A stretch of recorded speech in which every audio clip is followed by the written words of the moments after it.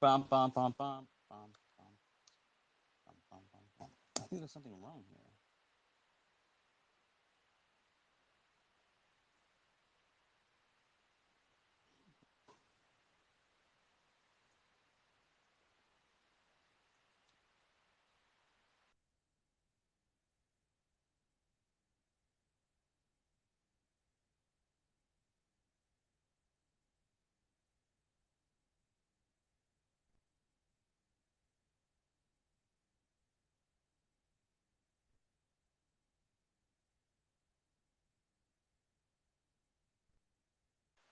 Yep.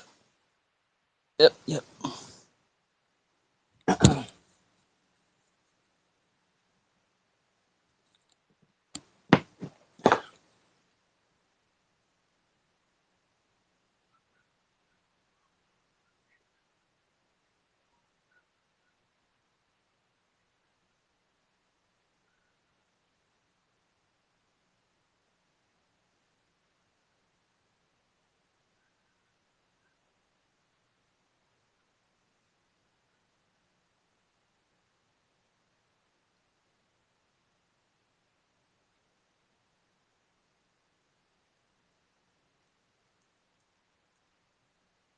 Hmm.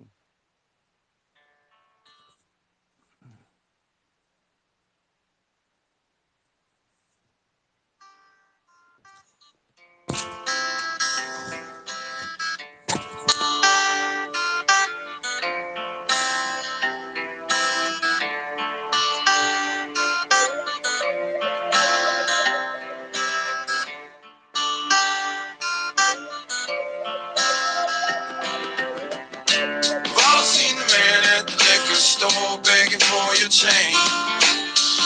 The hair on his face is dirty, dreadlocked in for the main. He asked the man for what he could spare with shame in his eyes. Get a job, you fucking slobs, all he replied. God forbid you ever had to walk a mile in his shoes. Then you really might know what it's like to sing the blues. Yeah, then you really might know what it's like. Yeah, then you really might know what it's like. Yeah, then you really might know what it's like. Yeah, then you really might know what it's like.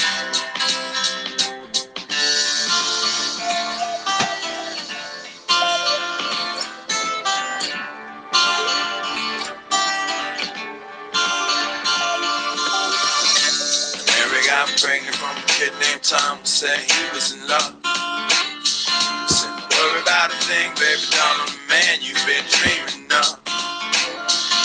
3 months later, he said he won't date or return her call. And she swear, goddamn, if you find that man cutting off his balls. Then she heads for the clinic and she gets some static walking through the door. They call her a killer, and they call her a sinner, and they call her a whore.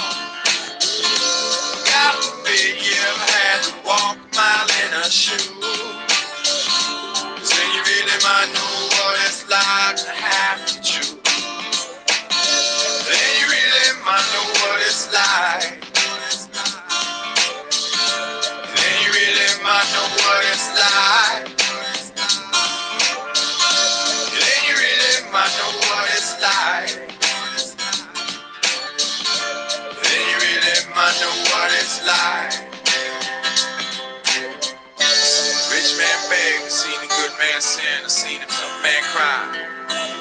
I seen a loser win and a sad man grin, I heard an honest man lie. I seen the good side of bad and the downside of up and everything between. I licked the silver spoon, drank from the golden cup, and smoked the finest green. I stroked the baddest dimes, at least a couple of times before I broke their heart. You know where it ends, yo, it usually depends on where you start.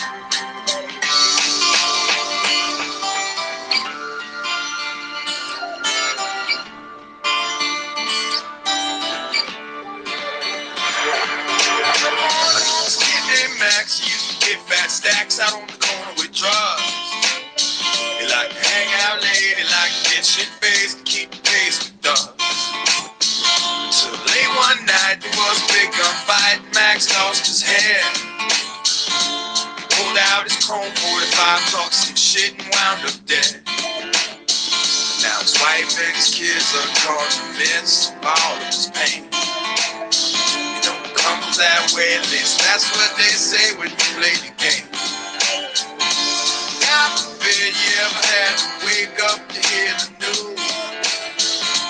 Then you really might know what it's like to have to lose.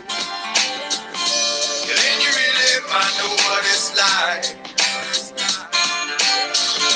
Then you really might know what it's like.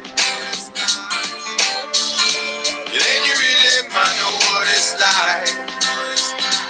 Have to lose.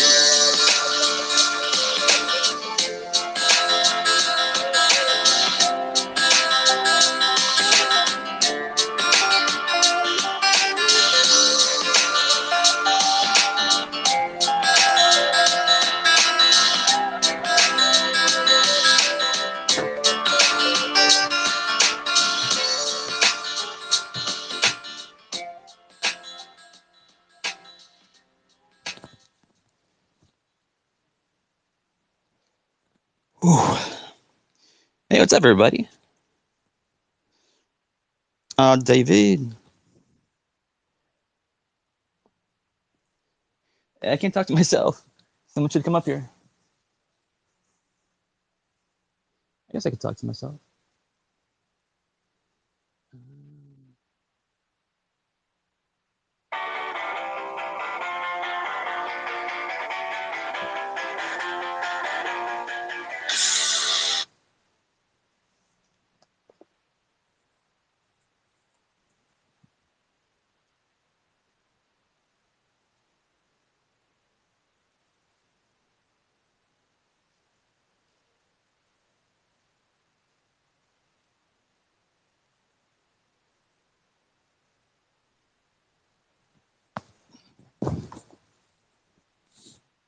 What up? Sorry, I'm still out doing Uber Eats, so Oh, shit. I'm just happy you fucking opened a space because I think her name is MV or something. I popped in her space and I was listening to her do like people's fucking astrological charts and shit. And I was losing my mind. MV? Like, do I know MV? I'm not sure whose space I met her in, but she floats around. She normally holds her own. Sounds familiar. But she's an astrologist and she knows a whole lot. A lot. I was like, oh my god. About astrology, you mean? Or like everything? I don't know if she knows everything about what she knows. But she even said she's an astrologer. She's like, as an astrologer, and then but just like the information, she was just like rattling it off like quick as shit. I was like, damn, okay, she's got like all of this memorized, hardcore. That's cool. It's her passion. I like it. I don't believe in any of it, but yeah. When I saw you open the space, I was like, fuck yeah, that's something else to just listen to while I drive around downtown Chicago all night long. That's kind of... You're in downtown Chicago? Yeah, see, I got tired of wasting just as much time in gas, making like $100 or so. When so far, yesterday, I practically doubled that. Like how much I made versus like time and gas. So yeah, it takes me over an hour to get downtown. But once I'm here, then I sign in and I just go hard, and so I just make the trip worth it. I got 12 hours of drive time. I can go do 12 hours and I have to take a 6-hour break. But I just need to go hard for a few days, pay these couple bills that are just fucking looming over me. And then once those are paid off, then I can take a break. But yeah. Oh, and earlier, I was about to get in a fight with this bitch at Taco Bell. Promise you. Like this whole, oh my god, they were driving me insane. fucking first off, they made me park and told me it'd be like 10 minutes for my customer's order. It's like, all right, cool, whatever. And then I'm waiting. And then a bunch of other people show up and they're waiting too. And then finally, like 15 minutes goes by. This chick, they call out 4 orders and say that they're ready and then don't hand out any of them. And none of those orders were my orders, right? But this chick in front of me, 2 of them were for her. And for like another 10 minutes, they just ignored us until we started banging on the window. And she finally got her food. And then I was like, I had to just knock on the windows, knock, knock, knock, knock, knock, because a couple times I did it trying to be nice. That didn't work. So then I had to be a bitch. Then I had to sit there and just knock on that bitch until finally someone walked over.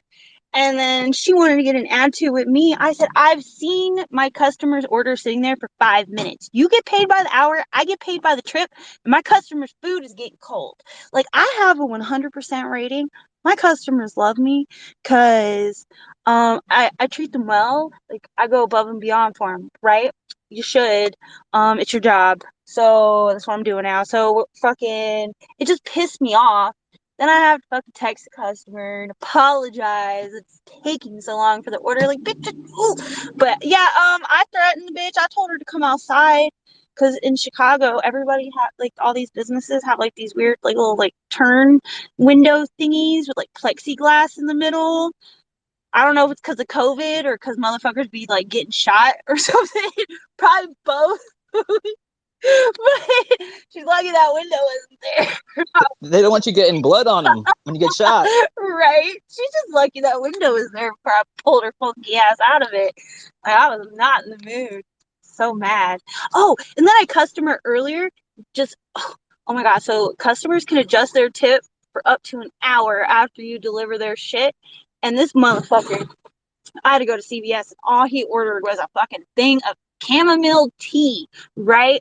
And then I drop it off and then I go a little while ago, I was like scrolling through like all the different orders I've done, like send thanks for any tips I haven't noticed. And this motherfucker, his charge was already through, everything was done. He removed his tip. I was like, you asshole. I was like, you're such a cheap bastard. I can't stand people like that. Like, bro, I hustled for your stupid ass little tea. And then you took the tip away because you're a bitch. People suck. That's fucked up because like if you get a tip, like you make it seem like, oh, thank you for the tip, and then like you leave and they can just take it away. What the fuck? Yeah, they have and Uber Eats gives customers up to an hour to after you deliver shit to adjust the tip. So you can like give them more, give them less based on their service. Well, this guy's just a flat out fucking cheapskate. I know it. Because the handoff was perfect. You were all nice and chipper. Everything was good. I was fucking quick with your shit. It took like 15 minutes altogether from the time I accepted his order till I delivered it. And yet you took the tip away because you're a douchebag. Like, you're just a trashy person. Like, who does that? Like, it'd be fine if you just left it at your fucking measly little $3. Like, whatever. It's not even a fucking gallon of gas here. Yeah, how are prices in Chicago compared to like Florida? Are they like much different? Yeah. So when I left Florida, it was like fucking like $3.20 a gallon. And then freaking up here where I live, the little town where I live, it's like $3.95 at the gas station. And then out here in downtown, I seen $3.89. And I have 138 miles to go until I'm empty. And I'm like, oh my God, I need to go towards like this one area I seen earlier, where gas was like $3.49. Because I'm not paying $5 a gallon. I'm not doing it. I can't do it. There's like some principle that just won't allow me to pay that. Yeah, and I'm not insane principle, I guess. What about like, do you carry like mace around or like anything like that for protection? I have a knife that's like tucked in That'll do. next to my seat. Nice. Like a butterfly knife? No, That'd be cool. it's it's a kunai actually. It's a Naruto kunai. It's got the hidden leaf village symbol on it and everything, shiny and black. Should get a But mag here, light, Heather. You should get a mag light. Like they're a better tool. They got bigger reach. You don't have to stab. You can just bash someone with it, and it's legal to yeah. carry. Well, here, I gotta figure out where to park, and so I can take this person their order. So I'll be back in a couple minutes. You know what would be cool, Benno? Is like you get like you know, like those knives that you push a button and the knife shoots out. Like those knives are dope. You remember Crocodile Dundee, the original? There's a flick knife. Someone comes up and pulls out the flick knife. Oh, there's a butterfly knife, flick knife, one of them. But and you remember that old saying, Yeah. "That's not a knife. This is a knife." And he pulls out that big Bowie knife. Oh yeah. Wait. Crocodile Dundee had the Bowie knife, and the other guy had the butterfly, right? Yeah, correct. Yeah, the gangster dude had the butterfly knife, and Mick Dundee, he had the big 10-inch fucking Bowie knife. But I find What's that dude's name? His real name? well, Mick Dundee, Paul Hogan. Hogan? Oh, Yeah. okay, yeah. That's him. But a mag light's always effective. Like those things, like your 3Ds, like your 3D mag light, those things are pretty beef. Like, and you can carry that legally, and they're good if you know how to use it. You just got to. I mean, you don't have to know how to use it, but you can just. That'll keep a skull in no worries. Oh yeah, I've seen that before. Those things are, yeah. Morning, all. What's up, Sheila? Hey Sheila. Just popped on to say good morning. I'm not that long up. Well, you popped Do you- What time on. is it? Now pop off. It's 8:03 a.m. It's morning dang. time That's now. my joke. Oh, sorry, I wasn't even listening. Don't mean to be I rude get or that a anything. lot. Yeah. Oh well, no harm done. It must be really dangerous where we use all of it. Is it? You know, where you have to carry a knife or a gun or. I'm Yeah. actually very lucky that way. You know, I don't have to carry a knife or a gun or anything, but I'm sure living around here as well is going to change, you know, like in the next few years, I would say, you know, with all the different people coming into the country, Like you know, who? so we would have a lot of migrants. They come in their thousands. I haven't a problem with them coming in. The problem I kind of have is where children are being targeted. A lot of them seem to be pedophiles, and then a lot of younger women seem to be being targeted. You know, being raped and attacked and told to cover their heads, and which is not on at all. Like really, like So you what you're know. saying, So Sheila, what you're saying is the immigrants coming into your country are demanding that women cover their faces. Is that right? Is that what you're saying? cover their hairs and dress You live in decent, you, and you live in Ireland though, don't you? I live in the north of Ireland. It's Yeah, not a there's a lot Muslim. of It's not a Muslim protests. country. We've got a policy here in Australia. It's a FIFO policy. FIFO. It stands Uh, for fit in or fuck yeah, off. You don't come here and tell us how to live our yeah. lives. You It's fit in. You assimilate with us. If we don't like it, next plane, fuck off. Well, technically that's what the people are standing up now and doing. Like before, like a lot of Irish people would have opened their doors and, you know, felt kind of sorry for them and because they were fleeing war or something. But a lot of them are not fleeing war at all. You know, it's yeah, Ireland would be Christian. You know, like but it's mixed as well. Like, but it is more Christian. Like, you know, kind of sad too. Like, oh, I watched the wee bit of that UFO thingy about or the what was it, your government or what? I knew they weren't going to say anything anyway. It's a complete big cover up, and I just didn't. I can't understand why a lot of people got their hopes up. You know, thinking they're going to come out and tell the truth. They'll never tell the truth. I mean, that's up to the people to do your own research and find out. And I personally wouldn't get upset over it. I will, in a way, I can understand people getting upset, but I wouldn't. I would try not to get upset because there's other things feed off your energy. So that's why I wouldn't get upset. But no, I just see a lot of those people, whether they're in military or in government, a lot of them are already bought and paid for, and they're not going to tell the public, the truth because they have too much to kind of lose. Like it's as simple as that, and they're not going to do that. And then the technology that they've been given, they want to hold on to that for as long as possible, and more or less use it against humanity because that's what they're doing. But that's in my own opinion, of course. Like each their own anyway. Sheila, I just wanted to say, like, you're speaking, and it just makes me think about like my country, and like I'm really happy that my country people can come here and like if they want to like dress however they want to dress, or pick whatever religion they want to have, or like follow whatever belief system, or behaviors, as long as it's nice, they can do that, right? Like you can wear whatever you want, Yeah, but each person gets to make that choice, right? So like you can do it, but that doesn't mean everybody else has to do it, and y'all can get together and have a good time. Like people go and smoke hookahs in the park. It's like, I don't know what group does that, but they all get together and smoke their hookahs. It's just like tobacco or whatever. And I feel like at least in my community, they each like bring something to the table. I don't really see like any crime side of it. Not saying it's not there. I'm not involved in it, right? If it is there, but I don't know. I feel like maybe that's where are you? You're in the UK, or I don't even know where you're at. no, I'm in the Northern Ireland. It's called. I have no problem people, coming.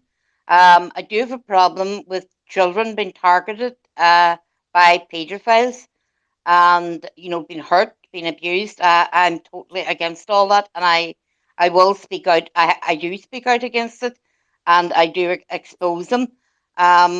And I have no problem with people coming in, but where young women are being targeted and raped by these men, like because it is men that's coming. It's mainly men coming in, like um yeah, I have a problem with that there, and people's homes being broken into. I mean, there's even been a few young women killed by these men that have come in. That say they're fleeing wars, but they're not fleeing wars. Some of them are, but the majority of them are not. So I do have a problem with that there, and I'm glad that the Irish people are speaking up because before the Irish people weren't speaking up, they were more or less taking it. The government fully support the migrant, the people coming in basically. The police protect them. I mean, Irish people have been thrown out of sort of hostels where these people coming in are being put up in hotels and everything. As for the homeless, living in Ireland is just left. You just stay in the street. You're not Yeah, entitled. that's really hard. I agree. So Like, I can it's see where your anger is coming from, and like, I definitely think that everybody should get support, and that's, it's not even pointing the finger at a certain group. It's like it doesn't matter who it is. If you're living this way, and then other people, regardless of whatever they are getting more support, it's like, how come we can't all get the same support, right? And it is hard because, like, I just picture like little Ukrainian babies coming to Canada to like save them from war, but then at the same time, it's like, yeah, if there's criminals coming too, it's like, how do you navigate that without like, because you still want to help, but you also don't want to bring people into the country that are gonna do crimes, right? So I get it. yeah. Oh no, there's a lot that are coming in that just haven't been vetted, basically. Which is sad, like because like I do believe that a lot of people should be vetted, as far as young children go. Um, because at the end of the day, I wish to protect children, whether they're mine or not. You don't have to know a child to want to, Right? want I to always just think it's protect like the them. Like babies, save the babies. that's me all over. It's just me as that's who I am. Like, But yeah, I can understand my own people as their anger and their disappointment, and their government's a complete letdown for them. So Kimball. am I interrupting somebody? No, you Sorry. sounded, that was a strange sound. Yeah, But sounds like you're polishing no, something, Kimball. But yeah, I feel like every person that comes in you should make sure that they're like not a criminal. I think that's fair, right? They do. They well, as far try and beat everyone that comes into these countries. And the way it is, the humanitarian programs, they're set up to sort of basically alleviate, give these people from third world countries or war torn countries an opportunity. But you're going to get those who are going to exploit those loopholes. I mean, it's been going on for years. It's going to keep happening. And all you can do as a community stand. It's dangerous because I mean, like you haven't said Sheila, then my people or our people. Like it's us and them. And I mean, once they move to your country and swear allegiance to that flag and do whatever it is to become a citizen, full-fledged citizen, that they are one of you. Look, Australia, I think, I'd argue Australia is probably the most multicultural country in the world. We're an absolute melting pot of every ethnicity, every race, and we have our issues here too. Canada's It's a not. soup pot too, just saying. Canada, all the Commonwealth countries are, all of them, England, Canada, New Zealand, Australia, all of those countries, and we should have an open door policy to an extent. Like I watched a video many years ago. It's called Gumball Immigration. Essentially, it's a YouTube video. A guy's got you've probably seen. He's got 10 jars of gumballs, and each gumball represents 1 million people. And he does basically a visual graphic of showing you that what essentially the Western countries do is take the top, smartest people from these poorer countries and accept them into our own countries. And then we say, okay, we're going to allow 1 million people into Australia in 2024, for example, right? Wouldn't be that many, but let's just say, for example, we let 1 million people in. We take the 1 million smartest people from these other struggling countries, all the talent that those countries have that could probably get them out of the situation they're in or contribute to help getting them out of that situation, and they're gone. Those people have gone to other countries to live, I guess, what you call better lives.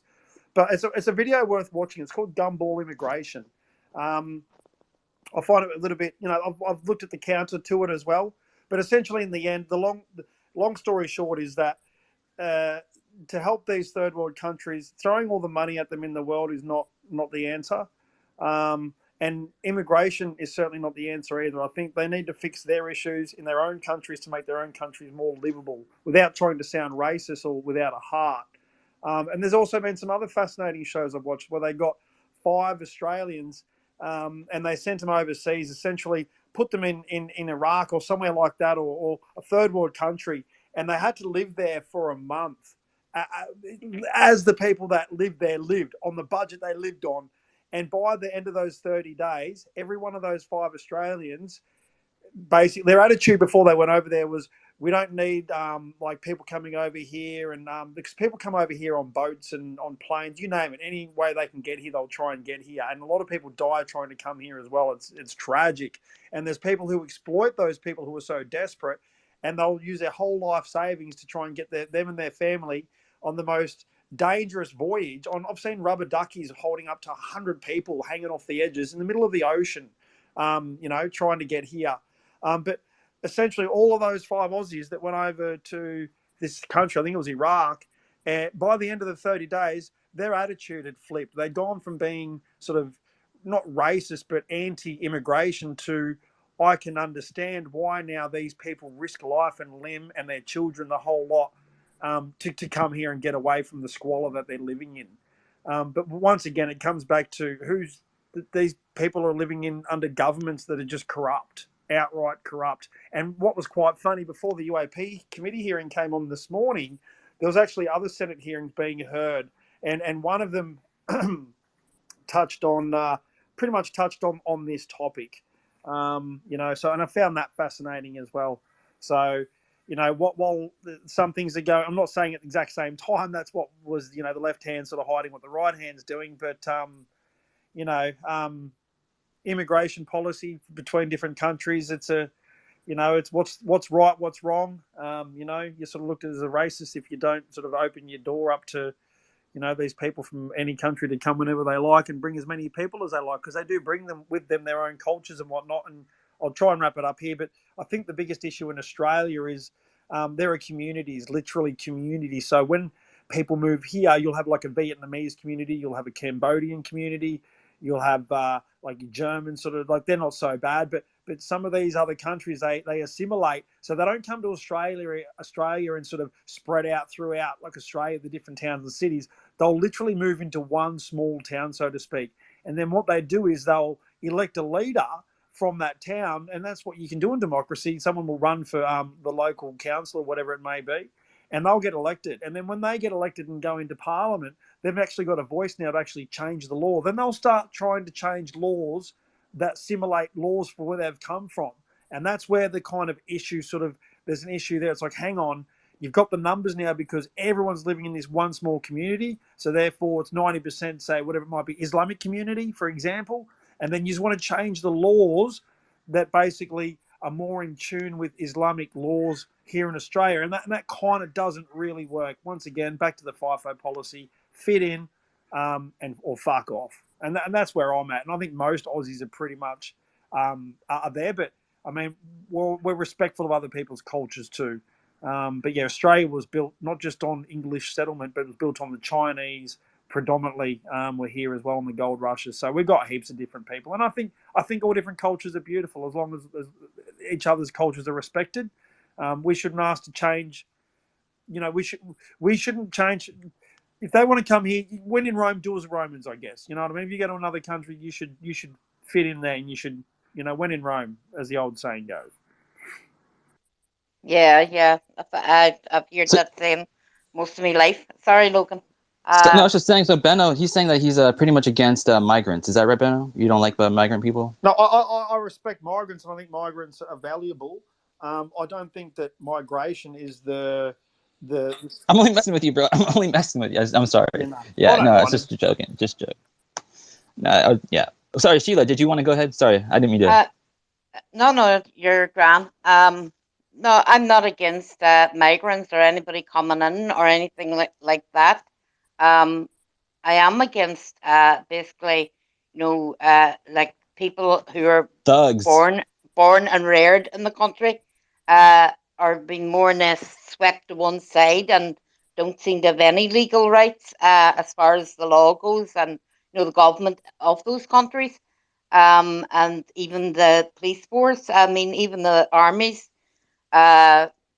protecting them, like, and, you know, you do. I mean, people here pay tax, and basically you're paying tax for these people, like, and no, not acceptable. You know, like, definitely not. And then your, you know, fellow sisters or brothers have been targeted and attacked, and nothing's been done about it.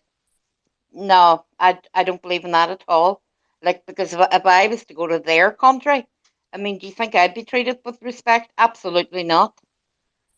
You know, like, no, that is true. What I don't If you come to the understand is, country, like, sorry, real quick, what I don't understand is, if you're already allowed to practice what you want to practice, why do you want to make it a law to make everybody have to practice it? You know what I mean? Like, you should just have the right to do what you want to do without, you know, changing everything. You know, don't make me do it.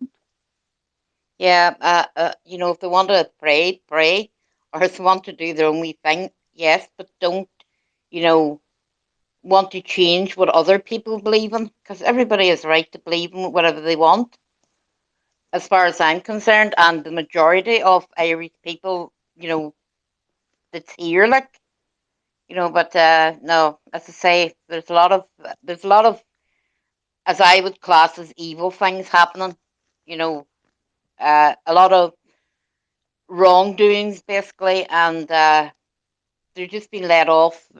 Do whatever you want to do. You can come in, rule the country, change all whatever the people's beliefs and laws and whatever, you know. But those are the ones that are being protected. As for the anyway, you know. So, You know, as I say, Sheila, so what were you saying about the UAP committee? That was you think it was just a waste of time or what? Well, I feel it's a lot of those people are bought and paid for. Basically, they're gonna, they're never gonna tell. It's as simple as that because they have too much to lose. They're, with the technology they've been given. No, I just feel those people are bought and paid for. That's why I never put anyone on a pedestal, no matter who they are. I do a lot of research. I do go a lot within through meditation and different things. I just have different beliefs and different ways of going on. But that's who I am. Like, I wasn't surprised at all. What your mom was coming out with, or even, and I believe maybe there should have been the ones, the people that should have been there are the ones who basically have had the experiences, not these big, whatever, top people or they think whatever. Um, no, they will never come out and tell you. They're not going to tell the truth. They're going to cover it up. They're going to tell lies. Maybe add a wee bits on. No, I'm not surprised at it at all. Like, I kind of knew this was Are you coming. surprised? No, I'm surprised that they're telling lies constantly. No, that At wee bits and pieces. No, like, hang on, Shelley. How can you be surprised? They've been lying for 100 fucking years. no, I don't. No, I don't actually mean I'm surprised. I'm not surprised. That they're covering up, and basically they're covering their own tracks. Like, although there is real sky people, there is crafts. I also know the government have made their own crafts over the years and that sort of stuff. And they do a lot of false flags and stuff like that, and they make out to people, that another country's gonna invade you or targets. But you've got to keep in mind is these elites are all in bed together. As simple as that. They're all part of it. The whole thing. Uh, Earth is a big stage, a big stage to them. Basically, they don't care who you are, what background you come from. They're all part. This is all part of their agenda, and a lot of it is the full. Hang on, Sheila. Let me ask you. What do you think we can do different? I mean, like, I guess at the end of the day, we need to kind of swallow, and it's an uncomfortable fact to swallow, but we need to swallow the fact that they're not going to tell us, right? They're not going to tell us anything. They're not going to They're lead not the going way. to tell you. No. So that begs another question. What are we going to do about it? I mean, like, we can't force them to tell us. We can't storm Area 51.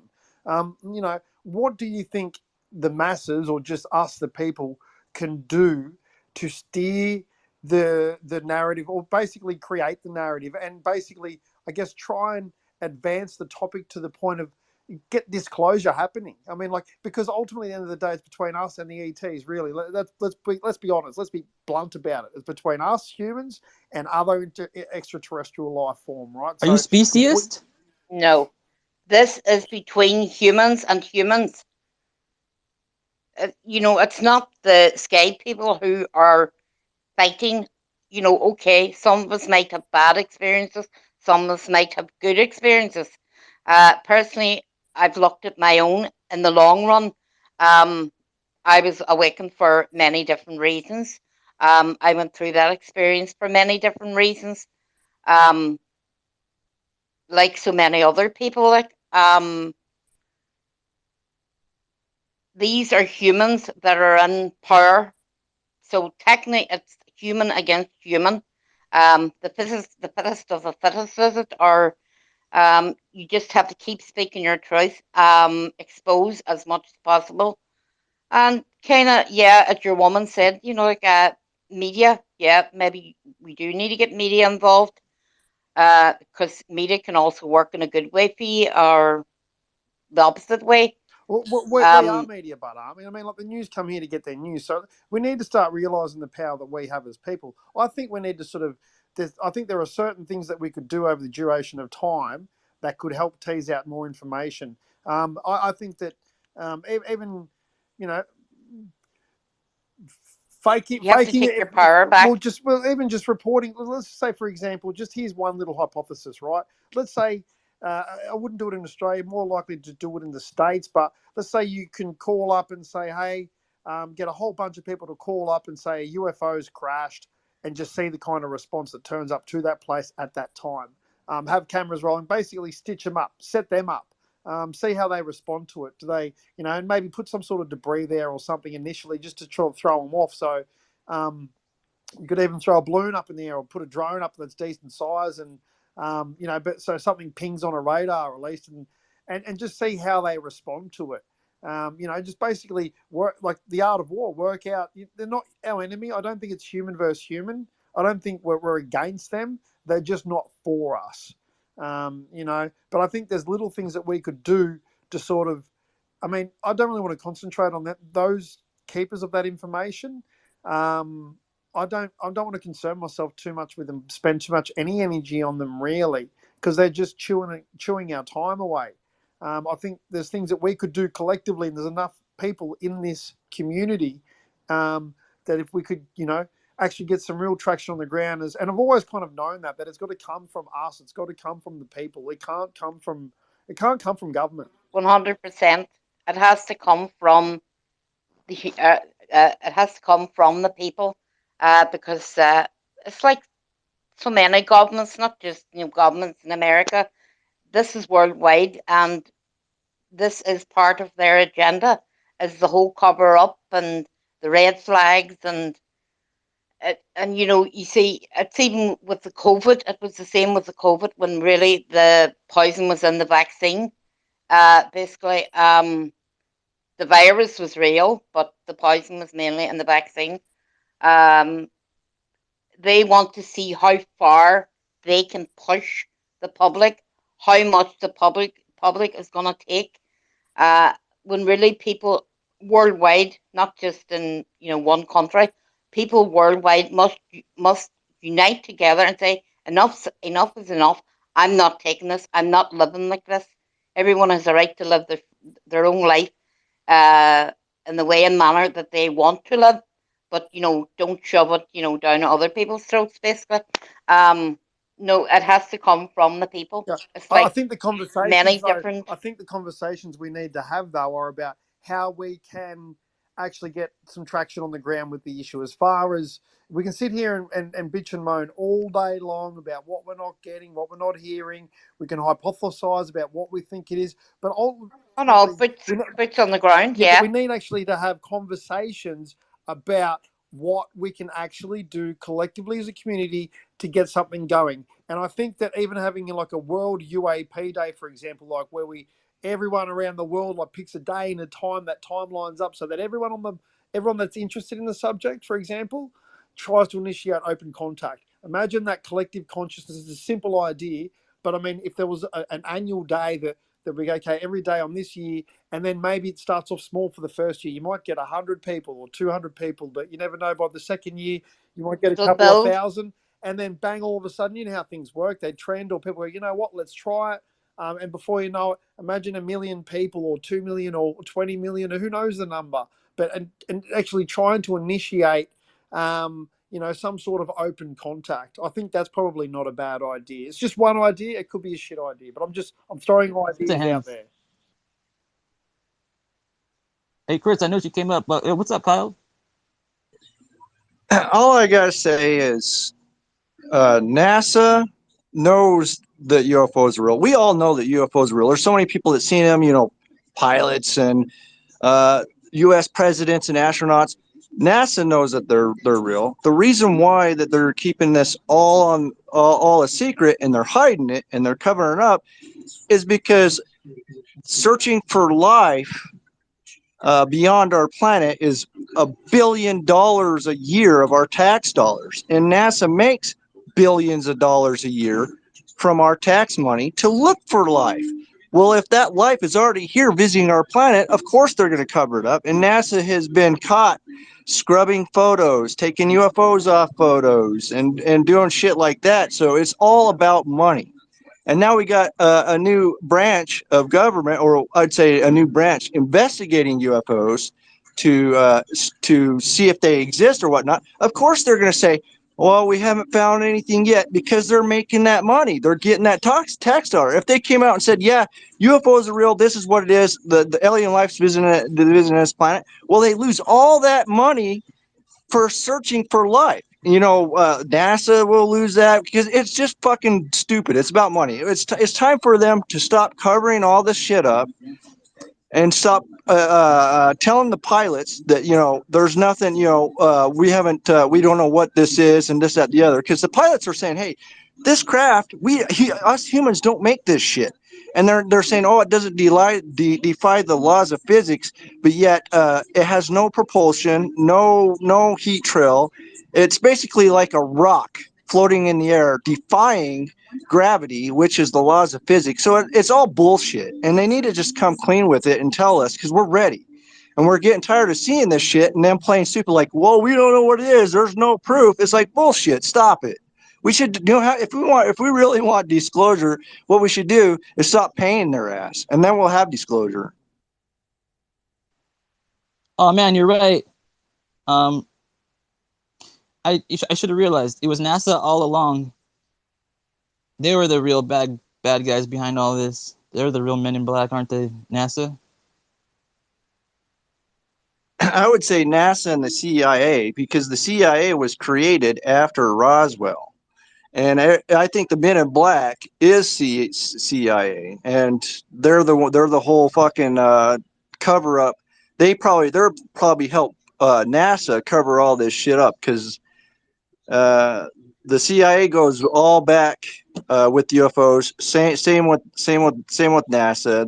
Those are the big ones that's covering up, and they're using the money they make off our tax dollars to hush people up and scare people and say, don't let this out, you know what I mean? Just so they could keep that bankroll coming in.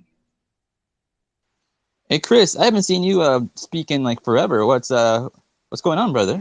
What's up, man? I'm always at work, and late at night, like when I'm at work in my bunk room, our rooms are close together, and so like other people are sleeping. It's impossible for me to get on and speak and be a part of the conversation. It sucks. But how you doing, man? I missed the UAP committee meeting today, and I kind of hopped on to see if there was anything worth talking about, but it sounds like there wasn't from that. Yeah, you didn't miss anything.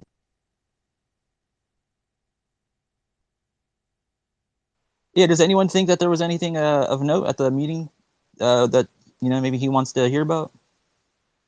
I did, but I think he should just go watch it. Like what, Kimball? I mean, they showed a video of a metallic orb flying over some city in the Middle East. It was put out by the government. They don't know what it is. I feel like it's a pretty big deal. A balloon. And they just downplayed it, basically, or no? They said they didn't know what it was. Are we really that desperate though that we get one little shitty video and go, fucking yay? Like, come on! Like, we know they've been retrieving craft for years. We've got witnesses who have come forward. You go back 15 years ago to Greer's committee hearing that he had with the community. That was 10 times fucking better than what these two are put together. And that was 15 years ago with real fucking people who were giving real accounts of, things. And even they drew the line, But you've got people who are outright saying that, their jobs were to retrieve craft. They've seen these things on radar. They're confirmed from all the evidence is there. They're absolutely flat out fucking wasting our time and lying to us and treating us like a bunch of fucking mushrooms. Feed them shit and keep them in the dark.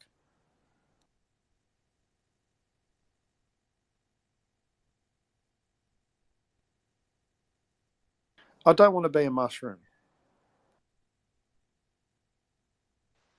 Yeah, it's pretty crazy. Like, if you look at like all the really like all the corruption. Like I was just looking at a thread today about Waco, which was pretty gnarly. Like you see what happened there. Like they just kind of like burned down the building with everybody inside and killed anyone that tried to like flee the building when instead of just waiting for like the head guy to come out Is that and just David taking him in. Koresh? Yeah. And then there was I think it's called Move. I forget what city it was in. But it's like an acronym, Move, MOVE. It's like a bunch of like I think it was a black neighborhood. They just like they literally bombed it. I think it's like besides Pearl Harbor, this was like the one time we've ever like bombed our own like citizens in our own country, like with actual bombs. Like I saw pictures from it. It was just like fucking insane. That was the police department that did that. Yeah. Where was that? I can't remember. But it was the army that moved in Waco, Texas. They had army tanks there. Didn't the people at Waco, Texas kill themselves? Like they were all found dead in their beds wearing black pants, white shirts, and had all mass suicide? I think so. Was that them? Absolutely not. The freaking military rolled in, the government rolled in, and they fucking they used tear gas to try to get them to come out, and it caught fire, and everybody burned to death alive. There was like 30 people, women and children, and all kinds of shit. You're thinking about the Heaven's Gate cult, I think. Yeah, I've mixed them up. That was that Hollywood dude. I've mixed that cult up with that. That's right. But I do remember there were army tanks at Waco, Texas, for David Koresh, and they ended up just bulldozing their way through.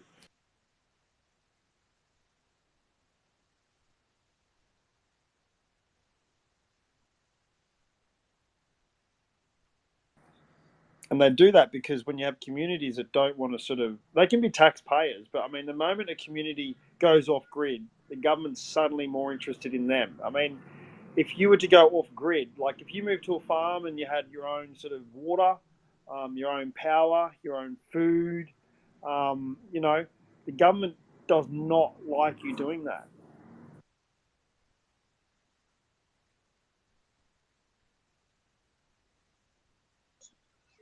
What I got from the UAP hearings today is don't believe any videos that come out by citizens. Only believe videos that come out by government because there's data and radar evidence. That's what I got from it. Oh, and even if there is data and radar evidence and all that, it could be wrong. It could not be what you think it is. Only trust government. Uh-huh. That sounds about right. They're fucking insulting our intelligence. That's the way I feel. I don't see it any other way. I think how fucking stupid do they just think the average person is? Like, they're very misguided. I agree with that. I feel like I always hear forever, like, oh, the people just aren't ready for disclosure. Like, what does that even mean? How do you have one senator coming out of the first committee hearing, or Marco Rubio and co saying, lock your doors at night, right? And then on the next one, they're almost trying to attribute this technology to a foreign power, to another country. We know it's not from another country.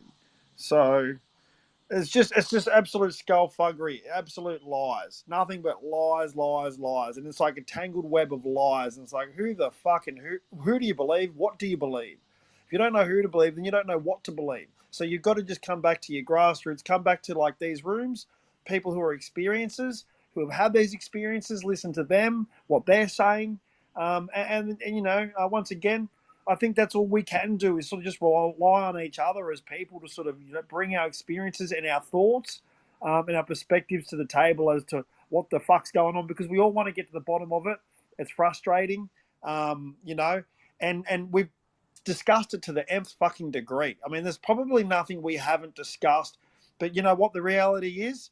We haven't discussed it yet. Whatever it is, we haven't fucking hit on it yet, because when we hit on it, we're going to know. You'll know, I'll know, we'll all fucking know at the same time. We'll know. And so I think we may have come close. But remember, the information, so the way I see the government now and the military, Congress, everyone involved, right? Everyone in those positions of power who ought to know, if they want to treat us that way, then we need to put a line through them and go, you know what, whatever it is you're saying or the people you support are saying, we're going to fucking ignore it. You know, it's hard to ignore it because it's always juicy shit. But in all honesty, there's nothing they've fucking said to me there's nothing they said to me that I didn't already know before all this bullshit begun more than 10 years ago. You know, I've been chasing this for 20 years. I've been super patient. I've been chasing it for almost more than half my life. So for me, I'm frustrated. And when I hear that guy get up and make that statement saying there's no credible evidence, I feel like punching him in the head going, mate, you're a fucking fraud. Like, there is credible evidence.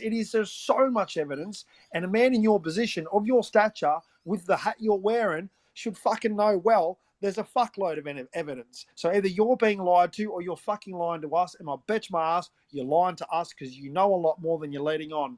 And if you're just a pussy and you've got no testicles, mate, and you can't fucking stand up and say what is true, I mean, I'd rather resign from my job than fucking lie to the people and mislead humanity the way these few people are misleading humanity. I apologise if I'm passionate about it, but you know, I am passionate about it. And we're being lied to, and we're being knowingly lied to. And for the sake of humanity, whatever they seem to think in their woke fucking mind is the right thing to do, it's not the right thing to do. They're doing the wrong thing. And, you know, the sooner we get back on track as to who the fuck we are, why we're here, and what our position is, you know, at least the next generation, my children may learn what their fucking, who their true identity is. I'd be happy with that. I've almost accepted that in my lifetime. I won't, but if I can do something to push it for the next generation to not get the bullshit fucking lies we're being fed, and that our forefathers were fed for the last, you know, it's only gone off course in the last 100 years. It's not a long time, you know. It's a little blip in the fucking scheme of things. It's a blink, you know. It's not long at all. So we need to sort of ride back onto the track. That's all. And I don't regard anything they say anymore as credible at all. Nothing they say is credible. They're incredible and incredulous with the way they've acted, what they've said. And we need to keep pushing for it, not through them, but like just through people in here, and make these spaces more hospitable for experiences and more people to come in and you know, have their say and offer their perspective, whether we agree with them or not. More voices need to be heard. And we need to sort of form something in official capacity also. MUFON's fucking dead. These one fucking people with fucking heroes in the field, like the idols we have, that has to die in ufology. It's got to be everyone at the fucking poker table. Everyone's got the same amount of chips. And those that are there for genuine reasons, we can sort of work out who they are. And once we've done that, we can sort of go from there as far as, you know, getting traction on the ground, coming up with actual things we can actually physically do. They're the conversations I think we need to have.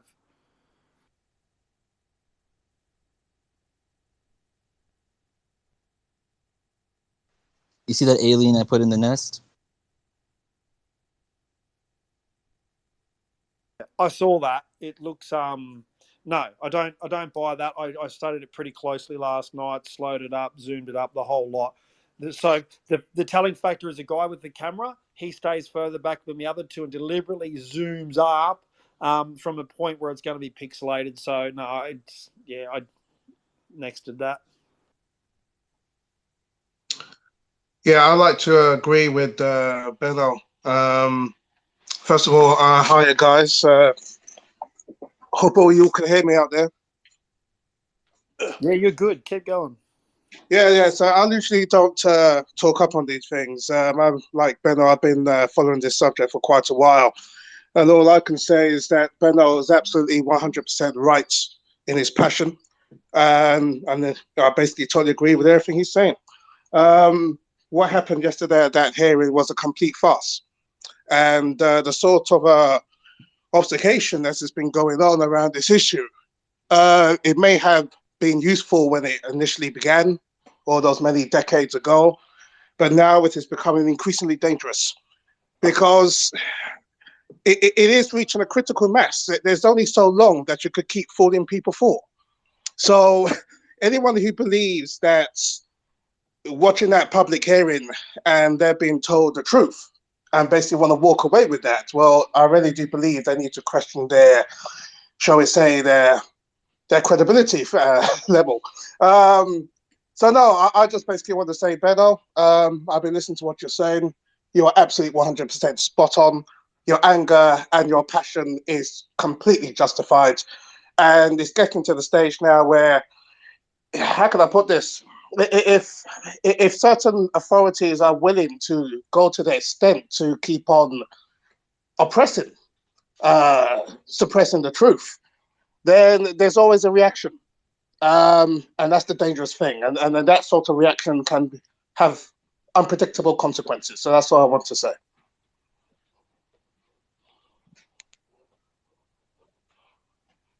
Earthquake in California 3 hours ago. Hopefully we don't get another one. Just kidding. We're going to get another one.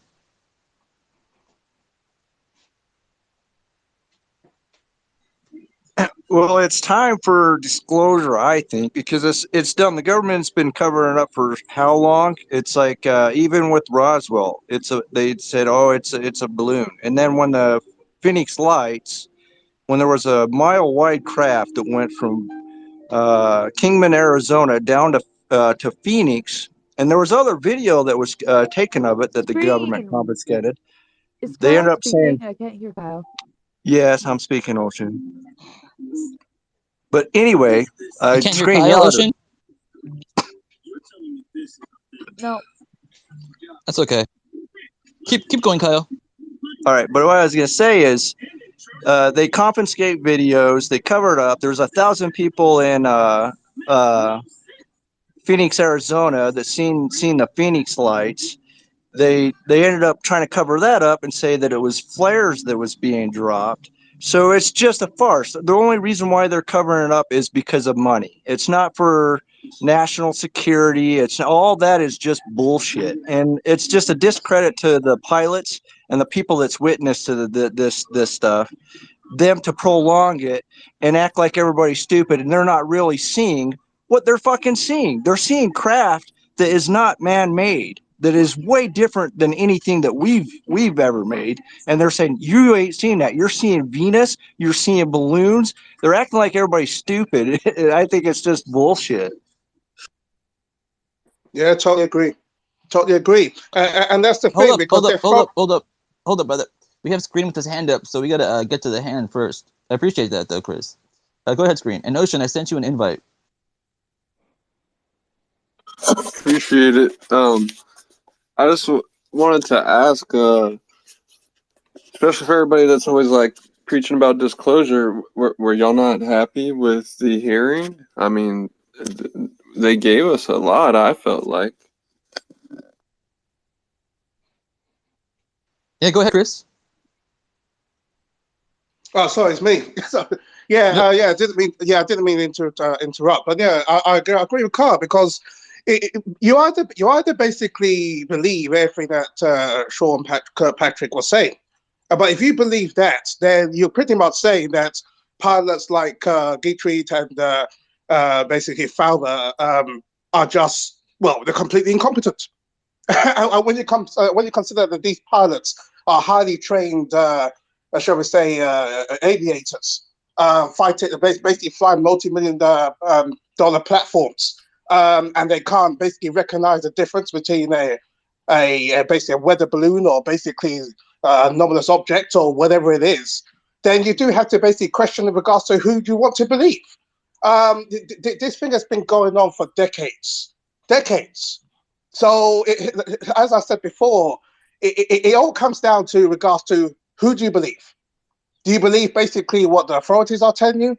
Or do you believe in regards to what highly trained individuals, whether pilots, whether astronauts, whether former government officials such as Chris Mellon, or basically head of programs such as Luis Alonso, they can't all be lying.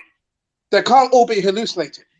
So, who do you believe? I think it's a stall tactic. I think that for example, the Pentagon saying that they're not talking to us, they're not telling us, right? That stalls disclosure. So for mine, I think, hang on, like the Senate have known about these they've known about crashed retrievals, right? Those in authority, not all of them, but a lot of them have known for fucking more than 50 years that we've been fishing these things off the ocean floor. We've got warehouses of them. They're stored somewhere. There's pieces of air. There's pieces of UFOs. There's complete UFOs that they know.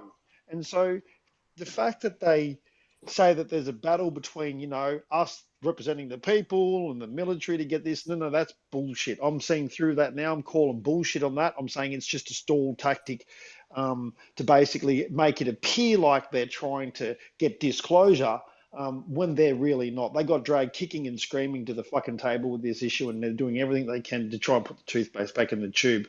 Like, and as far as like Screen, you might have thought there's some good stuff, but I mean, each to their own, and I respect everyone that did get something out of it, and I wish I did get something out of it. But to me, I felt like I got nothing but fucking lies from these assholes. That's the way I see it, and I think they're outright lying. And it was his one statement that's pissed me off is the comment that he made that there is no credible evidence that these are from off-world, and that is a part I call absolute bullshit. He's flat out lying. Agreed. Yeah, I mean, he said a lot without saying a lot, right? That's kind of what they do. And I mean, there's not really evidence that they're otherworldly. You know, it's starting to look like they come from here, right? But he did say basically that there are two factions, the intelligence faction and the physicist faction. He then went on to say that China has us outmaneuvered in the technology department. And then he also said that he needs cooperation from the black budget programs. You know, to me, that said a whole lot. And then on top of that, he kind of stressed that we don't want pilots to come forward for this because their jobs are already hard enough. And then if you add a checklist of things to identify these anomalous aircrafts that they're going to have to go through now on top of everything else. And he did actually show an example where the pilots got it wrong, did he not?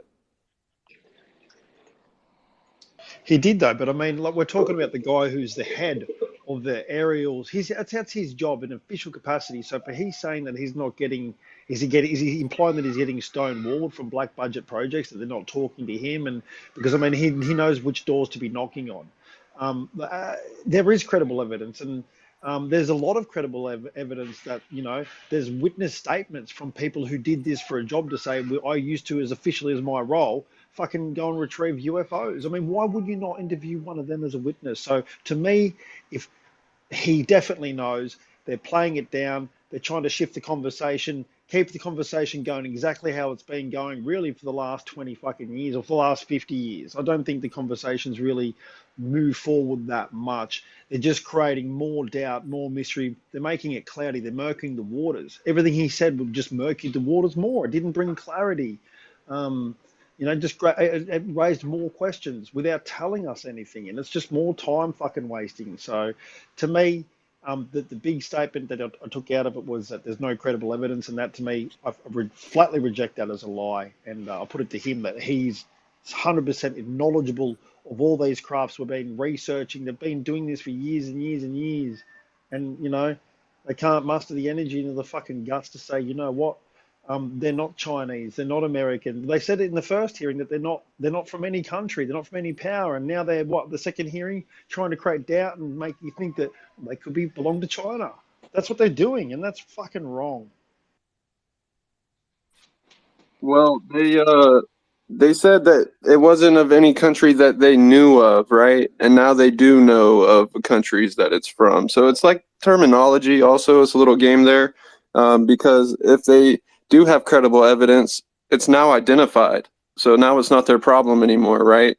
And then also it's they showed us a sphere, and they said that is still unresolved because that's at the low end of the totem pole. That there are 650 cases that they are currently working on that either have payloads or maneuver or do something way crazier than what that sphere video was doing, and that's what they're working on. You know, they said a lot, man. I mean, that's at least in my opinion. Well, Screen, that sphere that they showed that has no propulsion or anything like that, that's defying the laws of gravity, right?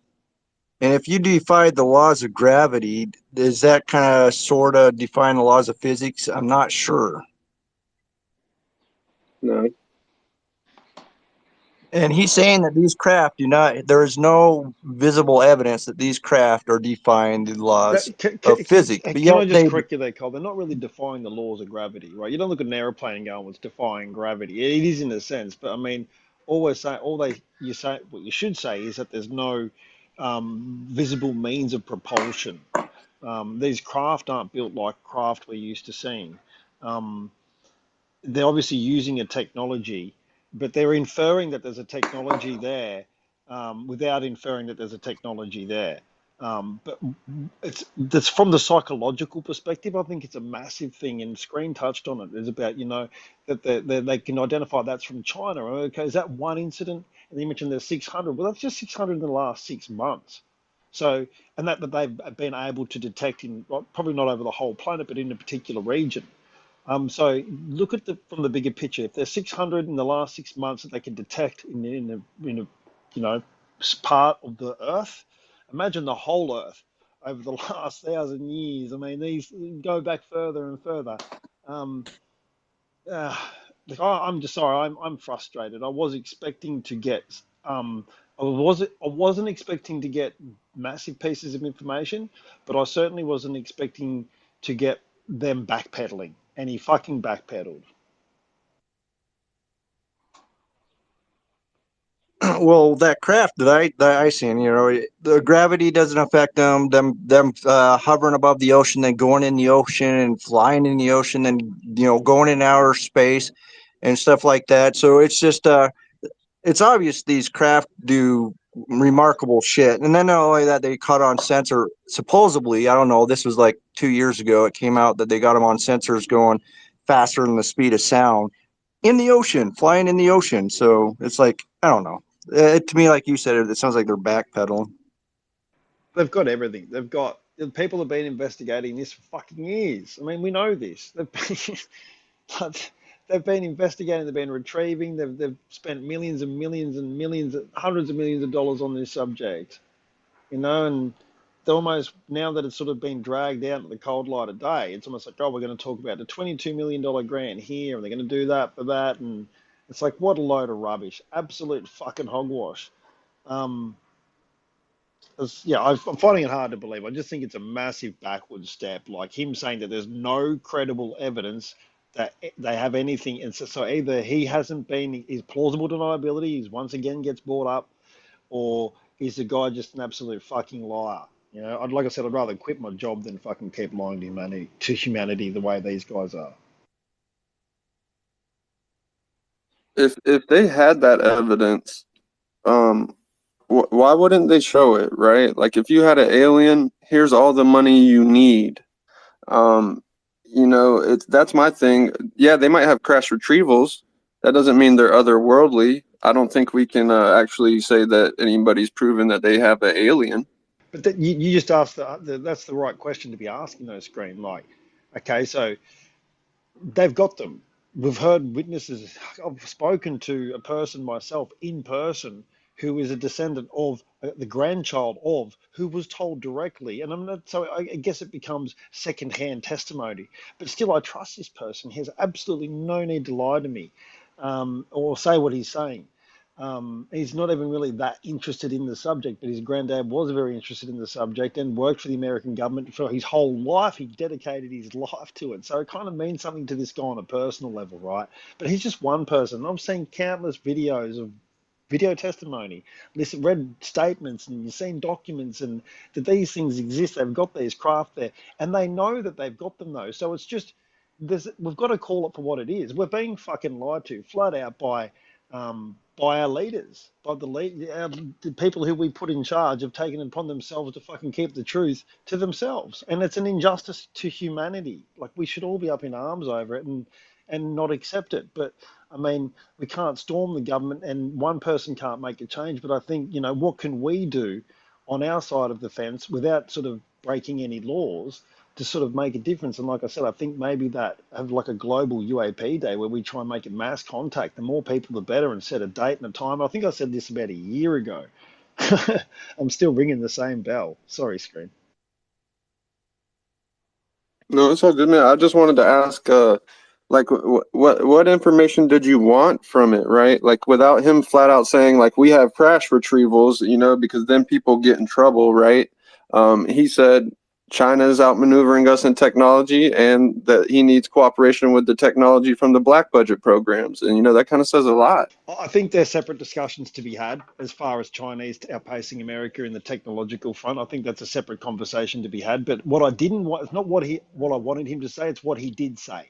And what him saying that they have no credible evidence was a massive statement, because not only is it a lie, but it's a backward step. I'd No, rather him say otherworldly nothing. evidence, right? Sorry. Otherworldly evidence, right? Correct. We don't have any credible evidence that this is from I otherworldly. don't think we do. What do you mean you don't think we do? You've seen all the videos and the crash retrievals, and even if you read, I mean, there's countless Yeah, but they videos. don't look otherworldly to me. No, I'm not saying that we've seen them on video. Perhaps maybe we've seen some of them, like in some of the old, like that one landing at that Air Force base, apparently. But what I'm saying is, like, you look at Roswell, just one case, for example, Roswell, from the 50s. You've got Richard Gelhard. He studies the literature on all these retrievals from the 50s even. There's just that many people who have given testimony to say that their job was to, work in these facilities where there were crash retrievals. So we know that there are crash retrievals. I read an official Australian document that spoke about a UFO that crashed in Australia. And that's an official Yeah, Australian they could be government. our crash retrievals, though. You see what I'm saying? Like, they could be crash retrievals of our technology. Then he wouldn't be lying. Yeah, well, then if it's our technology, then they'd know about that. It's almost like they would know about that. There's somebody there. The black budget programs. Yeah, but they're lying. It's pretty simple to me that it's pretty obvious that they are lying about it. It's blatantly obvious. Sorry, Johnny. Hi, can you hear me? Yeah, you're good. I just want to give one quick example, because you were mentioning about technology and secrecy. And if you consider the voice to skull technology that was used in the first Gulf War operationally, where like the voice of a quote god was beamed into the enemy troops to drop their weapons and for them to run, and they actually did that, that wouldn't have worked if there was knowledge of that weapon system, like with the enemies. They would have just laughed and ignored it. So when he said, I think he said, I heard someone say that there was no reason for the secrecy. They just seem to be following like Sun Tzu's book, like not giving away anything. And also that example can apply to a lot of things, not just the voice to skull technology. If you think about it like that, just my opinion. Yeah, you're 100% right. Any technology they can weaponize, they're going to keep it hidden. Period. Anything that gives them an advantage, they're going to keep it hidden. So, yeah, it's Anyway, I've had my vent. I'll chill out a little bit now. I do apologize, but yeah, look, and I'm not taking anyone that got anything out of it. Like, that's awesome. Like, that's good. Look, it's good that people get something out of it. For me personally, like I said, I've been chasing this stuff for 20 years. I'm past the point of thinking, is it real? Is it not real? Do they have them? Is it from here? Is it not from here? I know where I'm at with it. I know how my experiences have taught me, and I'm past that point 20 years ago. And I was really looking forward to not getting huge chunks of information, but as I said, it was more about him saying that there's no credible evidence, we have no credible evidence, they have no material. I call bullshit on that. I know they've got material.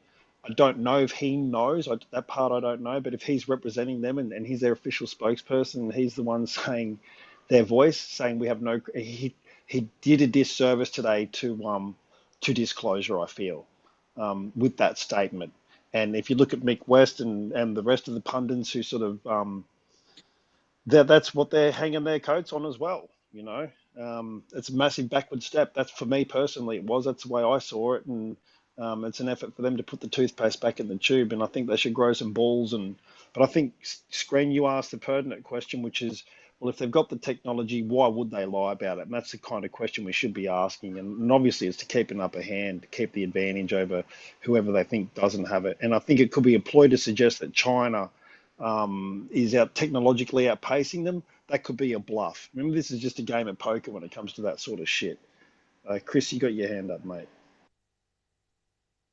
Yeah, I just want to kind of back you up there, Carl. In regards to this assertion that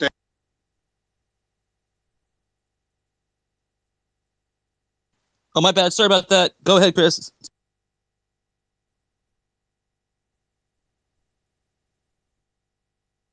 Chris, you're up. You gotta hit your microphone button. Chris. Oh, Yeah, you hear you're me? good. Can Go you hear me? I ahead. just went off for a while. Yep. Yeah, sorry about that. Yeah, I just want to back up Carl there. In regards to this assertion that there's no evidence of exotic material, that's not strictly true. On the recent episode of Jeremy Corbell's Weaponized, Dr. Cole Keller, who headed up the Pentagon research into UAPs, stated unequivocally that the United States is in possession of basically material not made on this earth. And anyone who basically want to dispute that, all they got to do is basically search out the material on YouTube. It's there. He said it. And so to me, this whole argument, to me, is literally it's just literally a kind of a snake eating his own tail. It is a circular argument, which of course is to the government's interest. Because while we're basically trying to, shall we say, passionately debate with each other whether or not these things exist, they do exist.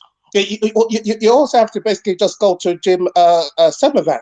He also strictly stated, and he was basically headed up the CIA's covert intelligence apparatus in his day. He strictly stated that these crafts, these UAPs, are not Russian, they're not Chinese, and they're not ours, i.e. the United States.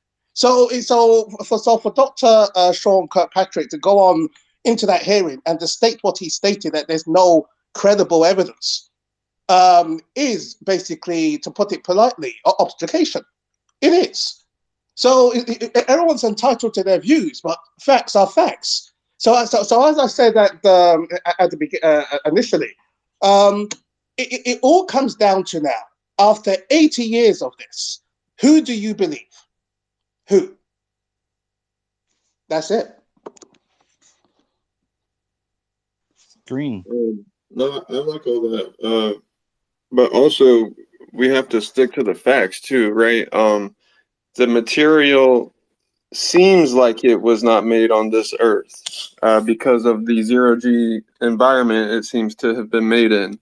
But there are a couple different ways that you can do that: in a vacuum, deep underwater, low orbit. So like that. Like I said, that's a technicality, right? Because we're doing stuff, and we have the TR-3B, and it is super advanced. And you would think that that's otherworldly, but it's not. That's kind of my point. And if you think China and them don't have those as well, then you're not paying attention. Can I ask you, Screen, how do you think they got that technology to build the TR-3 those? They've certainly done it from back engineering down to UAP, and those down to UAP, all I'm saying is, and I'm kind of like, I don't know, but what I strongly believe and what my instincts, and I can only, like I said, like Chris referred to, who do you believe now? And I don't believe the government anymore. I cannot believe the government anymore. So therefore, to me, I'll put them in the naughty corner where I go, you know what? You're going to throw out a few little truths here and there, so I will listen, but I'm going to pretty much disregard 99% of the bullshit you guys speak. And I'm going to look at what people who come into these rooms have to bring on a personal level, to people who I've met in my life. But most of all, I'm going to listen to what myself and my experiences and what they taught me and what my impression, and it's because it's for me. It's not for anyone else. It's not for any of you here. It's not for any other person on the planet. This is my existence. So I've got to learn when it comes to this issue, what it means to me. And that's what's fundamentally most important. And I want to share it though, too. And it's up to each and every one of you put it on the fucking pile of shit and say he's talking shit and it's shit. And I'm cool with that. But I can tell you right now, my first initial experience, my instincts told me, and that's one thing that's resonated with me my whole life, was that one, it's not from here. It's not us. And that was my first overwhelming instinctive impression that I got when I had my first experience. I can't explain it any other clearer way than that. And I'm taking the mic too long, so whoever's next. No, it's all good, man. I just want to rebuttal to that real quick. I'm not saying like trust the government by any means. I was just saying that I believed Kirkpatrick today. That's all I'm saying. And beyond that, oh, this is going to be tough, but you know, we're assuming that we got all this technology that we currently have from Roswell crash, right? That we reverse engineered alien stuff. In reality, if you study the pyramids and you study ancient texts and stuff, all this technology has been around. It's in a natural way. If you look at how things are happening, you can put it together. The pyramids basically teach you everything you need to know about energy. And it's all right there. And that's kind of like the big secret.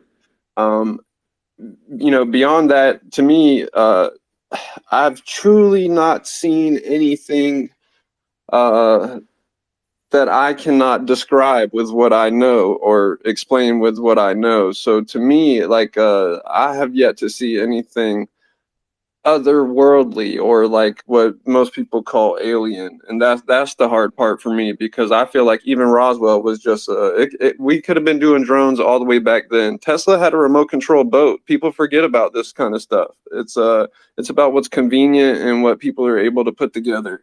And like now technology is very convenient and everybody has it at, you know, right at their reach, and they're doing crazy stuff in their garage like Buddy. I think that's where this stuff is coming from. Like, look at David Adair. If his story is true, I mean, he was doing electromagnetic stuff, you know, when he was a teenager. And when you get into magnets and you get into this stuff, like I was talking about earlier, you just kind of fall into it once you see this stuff. You start learning about magnets and how they act weird, and then you just kind of get into this stuff. It's like the same pathway every time. It's a little different, but everybody ends up in the same spot. What's up, Carl? My bad. Hi, man. everybody. Hi. Oh, sorry. Am I all right to speak? Yeah. Yeah. Yep. That's a shame. You know what, Screen? I think that what you saw was from another world. But I do agree with you. I think that, like what I said before, you know, I think either some aliens came here thousands of years ago and kind of colonized the planet, and they gave the technology or taught our ancestors how to use the technology, and they've kind of like gone into like another dimension, but still like earthly, or using dimensional transforming matter so you kind of can go through into the earth. I know it sounds crazy, but I just think that there's another civilization, subterranean.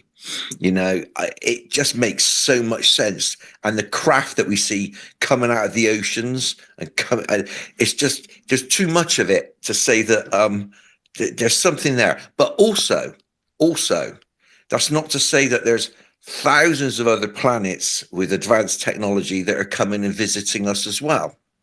You know, so it's not just like this. We've kind of been programmed for these binary arguments by deep state.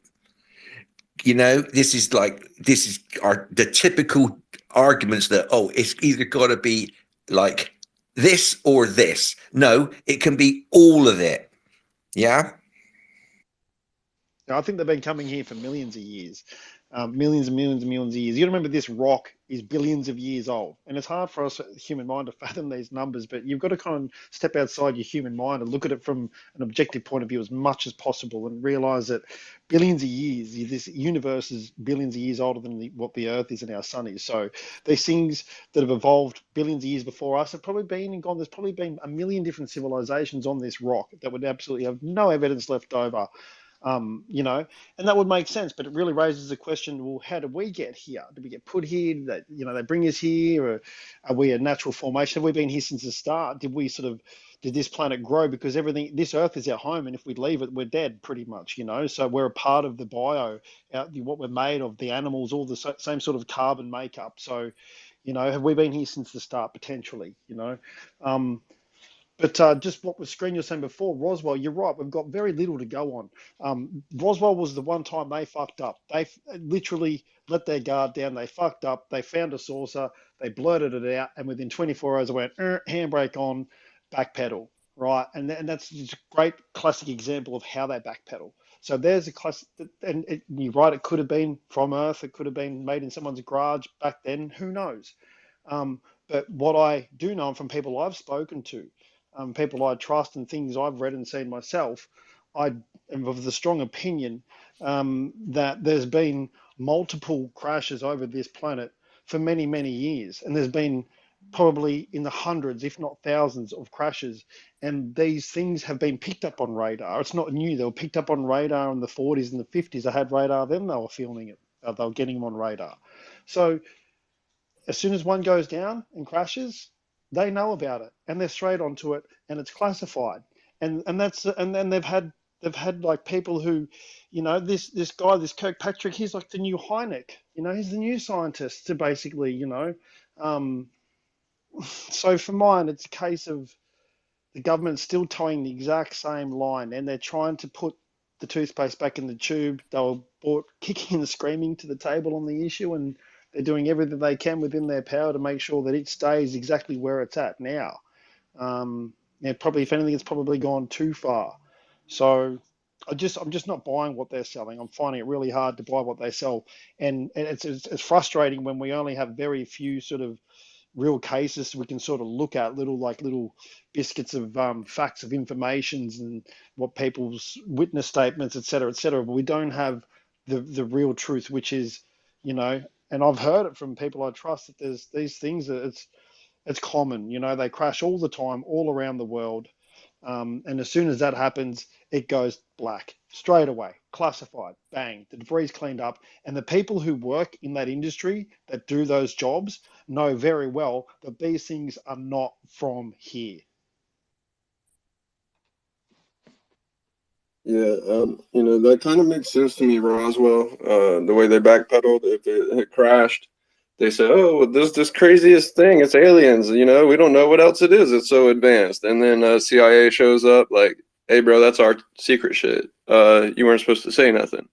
You know, so that kind of makes sense to me. And then beyond that, they showed the Mosul orb video today. When he had the picture on the screen, I was like, "Oh, I can't believe they're showing that." And then when he hit play and showed the actual video, that blew my mind. Like, even though that's not very anomalous, they still can't explain that, right? If it works like the Bet sphere, it's using possibly radioactive elements in combination with AI.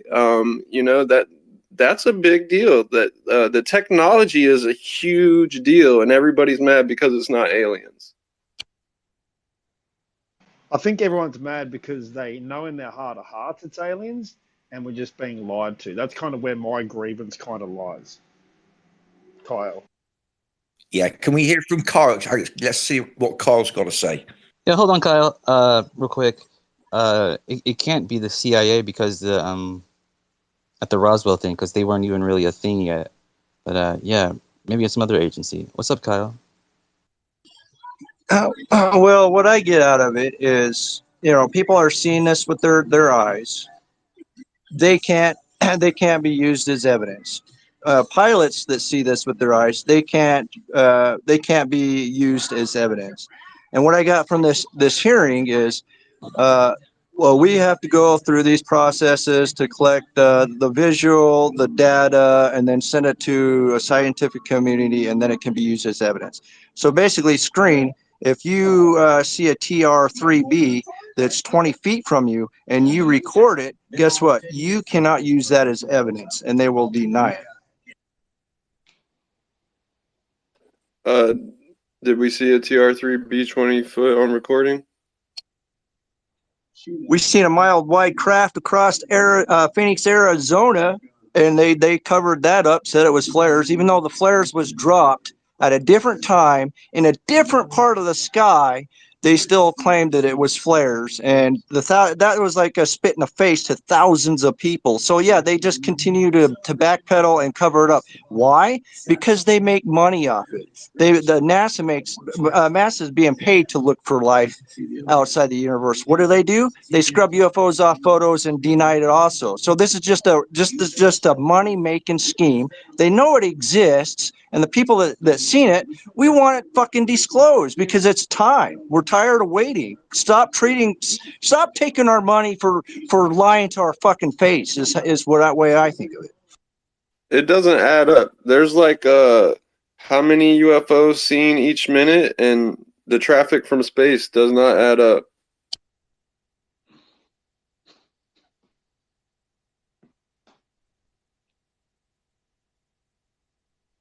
The traffic from space. Can you explain that? Yeah, if these are aliens coming from outer space, how come we don't see them more often? The amount that NASA scrubs versus the amount that are seen every day, it doesn't correlate. It could be their technology. They could just like be on the moon 1 minute and then teleport to Earth. They could just jump. You know what I mean? We don't know their tech. We don't understand their technology. And we have quantum GPS now. Yeah, but we see them in space all the time around the moon. They follow their astronauts. Astronauts came out and said that they see them. So they're seen everywhere. They're seen over land, seen over oceans, seen in outer space. We just don't know their technology and how they travel. They could, like, people that witness them say that they see them 1 minute and all of a sudden they blink out, like they disappear, and then they arrive in a different section. So they could just be jumping through wormholes. We just don't know how they travel. Just because we don't know how they travel doesn't mean, they're not coming from space. They could be coming from an entire different galaxy in minutes. We just don't know because we don't know their technology. Oh, I like that. From another galaxy. That's trippy. Yeah, it is, Mike. What's up, Del Boy? Yo, what's up, Logan? What's up, fellas? Skis, what's up, big bro? Nothing. I just came in to shout you guys out, but it's definitely a hot topic. Have you guys ever heard of NASA's Noah's Ark? They have this thing set up with DNA samples of like almost every single living species on the planet, except for some beetles, because apparently there's like 280,000 different species of beetles. But anyway, it's obviously it's something in case something catastrophic happens to the planet, like it's on a collision course with an asteroid or a meteorite, they could launch it into space. And if it's 16 people with all these DNA samples, and it would be a worldwide consortium, just like kind of like if you guys ever read the book Contact, it'd be people from all over the world, a religious person, doctor, scientist, whatever. They pick that out. But the leading theory, well, I don't know if it's the leading theory still, but one of the biggest theories was that something similar happened on Mars. Mars was at one time inhabitable. It was green. It had air. The gravity was a little, less than ours. But something happened, and it got overheated, and somehow they launched something similar, like Noah's Ark, and they landed here, the third rock from the sun. And the biggest question would be, what happened? Where's the technology? We would have found something. And the answer from these professional, whatever you want to call them, scientists, was they did leave something. They left the pyramids all over the planet, and everybody's first question was, why would they leave pyramids? Is because very few people made it. Like, for example, this Noah's Ark only fits 16 people. So let's say we landed on a planet. We'd have to procreate and try to populate it, and we only have 16 people, 8 men, 8 women. So you can only teach your child so much, you know what I mean, as it grows before you pass. And then that child only could teach the next child so much, and et cetera, et cetera. And one thing you can teach any child for as young as 1 year old is those blocks, like the square fits in the square, the triangle fits in the triangle. And they said somehow that, they lost it all, and all they were left was these geometric shapes. And that was their, that was in their history, and they just built it. But anyway, I don't know. I'm just talking shit about some space shit I read. That's good. No, like I was saying before, I dig it too. Everyone's contributions. Pretty cool, right? Pretty wild, right? Where'd you say that was? I said it's pretty wild, right? It's a pretty cool theory, no? Yeah, no, I mean, like you said, the Ark. Where was the Ark? Oh, NASA has okay, cool. has a Yeah, I Noah's never Ark. heard about that before. Yeah, they it's not done. It's still got like it's a big project. It's not like ready to go at this moment, but it's definitely something they got set up. They might have changed the name or something. Who knows? I read that like 4 years ago.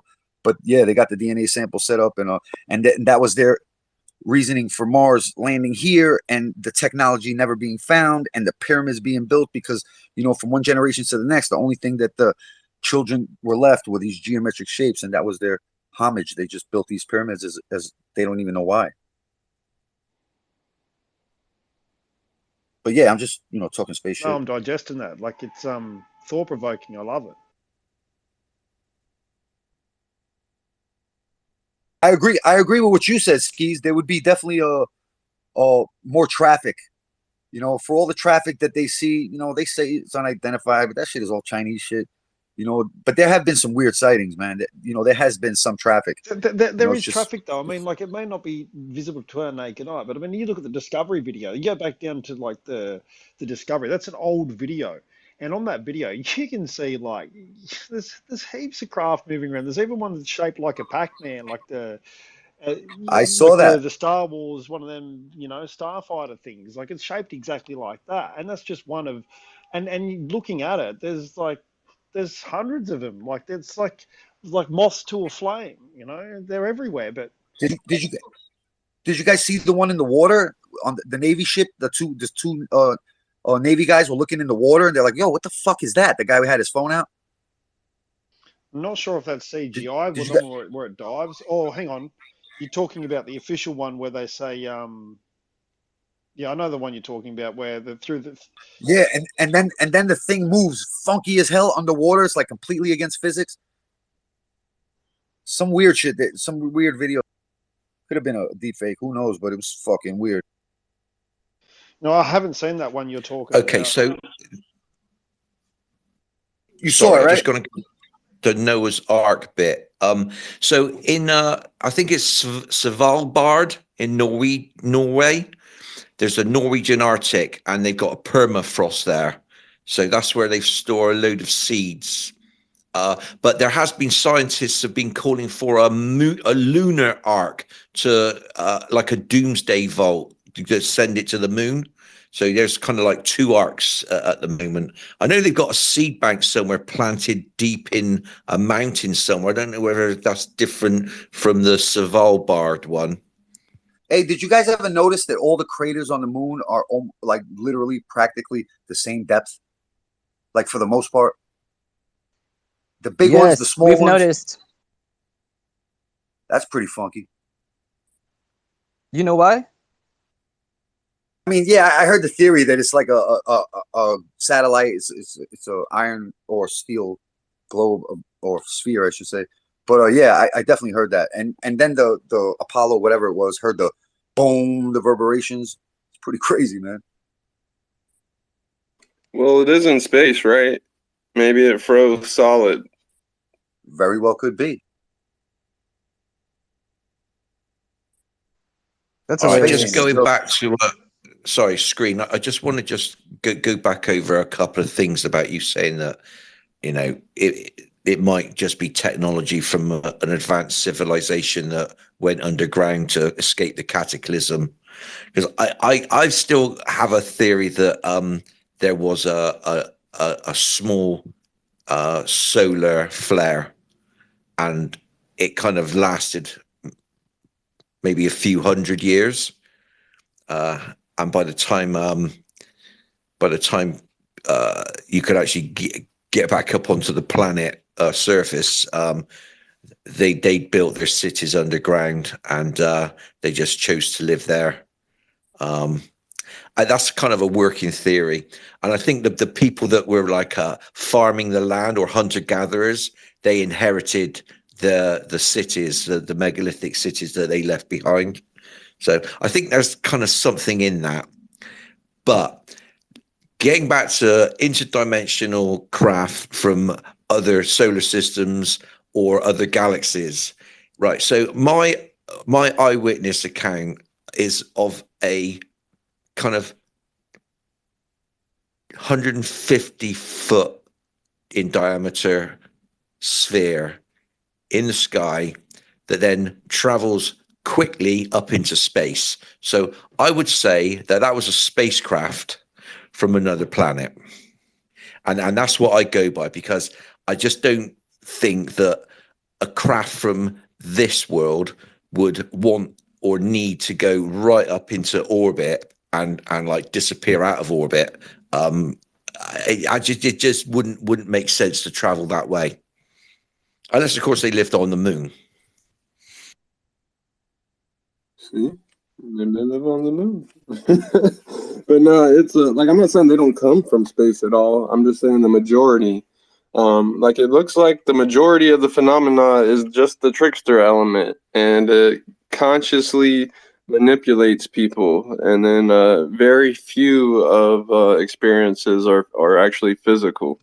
That's just my opinion. Yeah. You know what? That's interesting as well, because like my first experience was of that huge spherical spacecraft, and it was very physical, and I saw the way that it kind of energized and accelerated away, and that was much more different than the next experience, which is very much more kind of like a morphing in front of my eyes, a morphing of one shape into another, into some sort of translucent. So it's not even from one shape to another, but it was like from one type of material into another. So that's a next, yeah. See, that's two technologies there.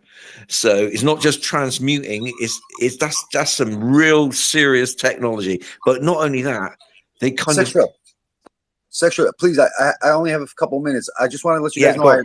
I agree with the latter. I think if you're primed to it and you're willing, like, to accept it, you'll convince yourself that you saw something. Kind of like hypnosis. If you're willing to believe it, you could get hypnotized. So I kind of agree more towards the latter argument. I've never seen nothing myself, but yo, guys, thanks for having me. I'm out of here. I work at night. My business operates at night, so I just got home. I got to crash. Have a good one. Take it easy, dude. Yeah, much love, Chris. Have it easy. Yeah, I wasn't having a hallucinatory, imaginary experience. How do you know? But I'm not even here right now.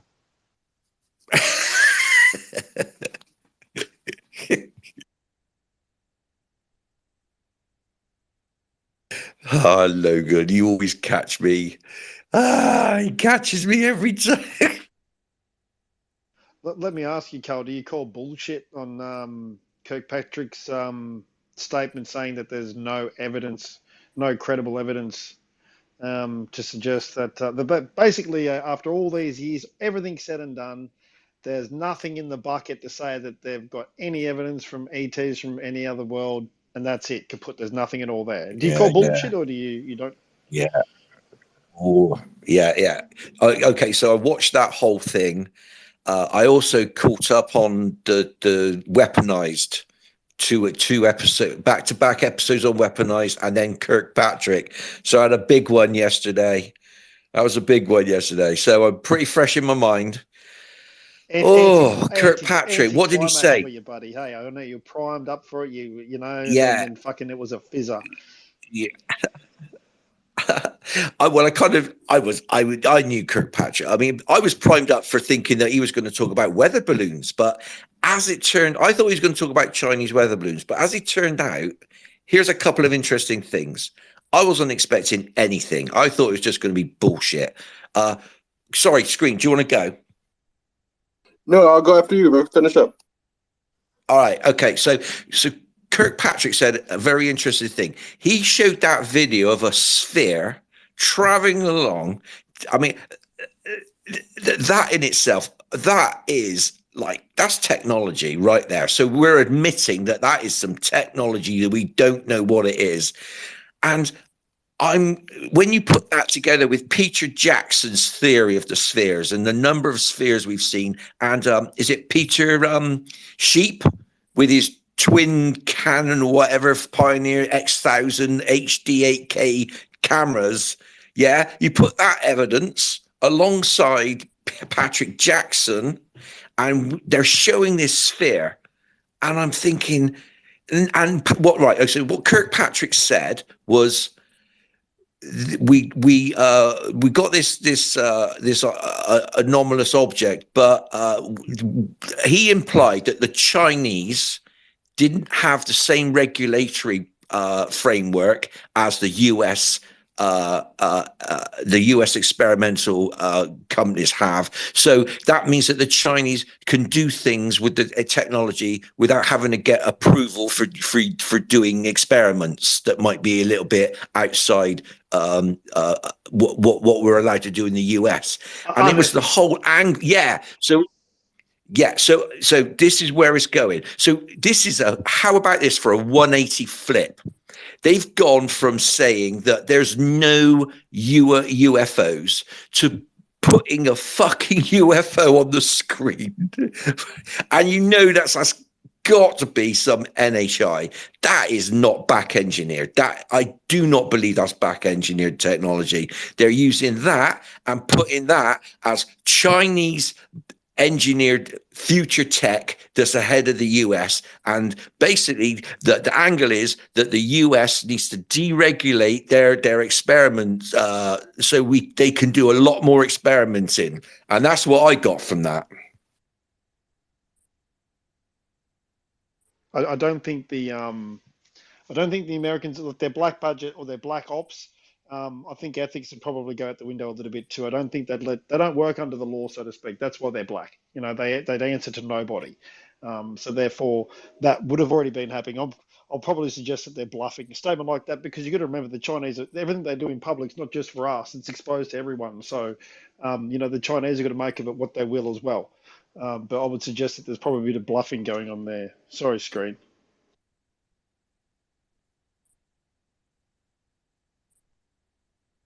No, y'all are good, bro. But yeah, I was just going to point out up at the top is a case that Tiff shared about this Italian dude, and he says he's like regularly abducted by these redheaded alien girls, Clarions. They're called the Clarions, and anyways, these are allegedly pictures that he got during one of those times, and I had pointed out, I was like, dang, that looks like almost like a projection to me, something that's being projected onto something else. And it was just funny because if you read the comments, it kind of paints a picture that maybe that's what's going on there. So like when Ronnie Dawson sees Avatar cat people, it could just be a projection of his mind, and it's all a similar type of entity. I'm not too sure what to make of it, whether or not he's just played with like photoshopped it or whatnot. And he's a little bit kooky looking too, so but then again, you can't judge a book by its cover. You know what's funny is we look at our history. All right, you got natives painting UFOs and aliens on wall and shit, and then you have people 75 years ago saying they seen saucers, and then you have way back when the knights were fighting on a battlefield, they seen shields over the battlefield, and now we're here in the present time, and our pilots are saying, yeah, I seen a fucking tic tac ricocheting like a ping pong ball. It came up, mirrored me, and then shot off like a bullet. And you have a news reporter asking, well, what do you think it was from here? No, I think it was otherworldly. And then we have the UAP hearings. They say, oh, there's no evidence that this exists. It's like, come on, man, this shit's been around for years. You guys just want our money. They want that funding to tell us that there's no evidence. And then they'll keep going, no evidence, no evidence, no evidence. And guess what? We're going to keep paying them and paying them, paying them. I just think it's bullshit. We're ready for disclosure. They need to stop this denying when all of us know the truth.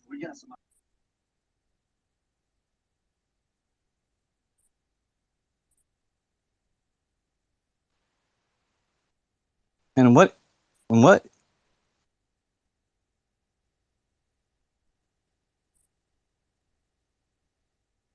Sorry, is anyone talking? Not at the moment. I'm just No. doing a bit of food. Just thinking. All right. Sometimes you get people say some pretty significant things, and you're trying to need to mull over them a little bit, But someone made a good point before. I think with those bet spheres that maybe it is a technology that is perhaps sort of man-made. Maybe they do work in the way that that Patrick Jackson or Peter Jackson, whatever his name is, describes it in a network where there is like a defense mechanism. It's you make a good point, Carl, when you say they showed a UFO. They've shown two now, but they've both been the same type, right? So they haven't shown us any craft with different type of structure. They've just shown us basically the most simplified version of, I guess, what this potential technology could look like. But Yeah, isn't that weird though?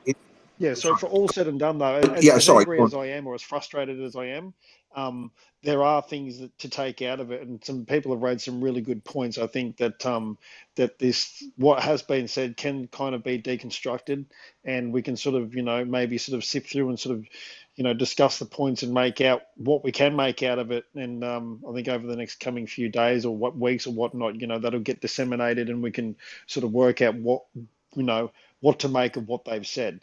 Because, as Screen said, they did say some pretty significant things. So we've just got to unpack it all and try and sort of get our heads around it and try and get an understanding of, but fundamentally ask the question of the position they're coming from. That's the part their hand they kept sort of, they've kept that covered. They haven't shown their hand there as far as their true position on the issue. Where they lie with disclosure. They seem to be proponents of it and championing it. But as far as really like actioning it and giving us anything tangible to hang our hat on, there's absolutely nothing there so far. So I guess, it should be, I'm looking forward to this conversation. Sorry, mate, you go, Carl. Yeah. It was the like what you say, that they're all spheres, and the other hearings, they brought out these balloons, these silver-like balloons, and it's all been about like small, tangible nuts and bolts type of objects. But here's the thing that I also picked up from that Kirkpatrick angled that what he was showing was probably like Chinesey, or it was like, he's angled it to squarely. But here's the thing: the Chinese intelligence is going to be looking at what he's just said and what they're showing, and it's like, are they going to think they're double bluffing? The Americans are double bluffing. They've actually got the technology, and they're showing us that they have the technology. Is that the double bluff here? Well, it just depends. Do you guys think that the government's got crystal clear video of UFOs? Me, I say the answer is yes. And I know that they've confiscated video from citizens. I know their pilots have got crystal clear video because it's been stated. They just don't want to release that crystal clear video to the public, because when they do, the public will be like, oh shit, we're not alone. What the hell is that? They don't want to do that. They want to collect as much money as they can to make money off it, and it's just a show. It's that right now at this point, it's just a show, and it just pisses me off. I'm getting tired of it. So the question then becomes: don't get so tired of it. That's okay. Just don't get so tired of it, because we got a lot more waiting to do. Well, I don't know about a lot more, but Steve Bassett was saying, be patient for another 6 months. Maybe that's it.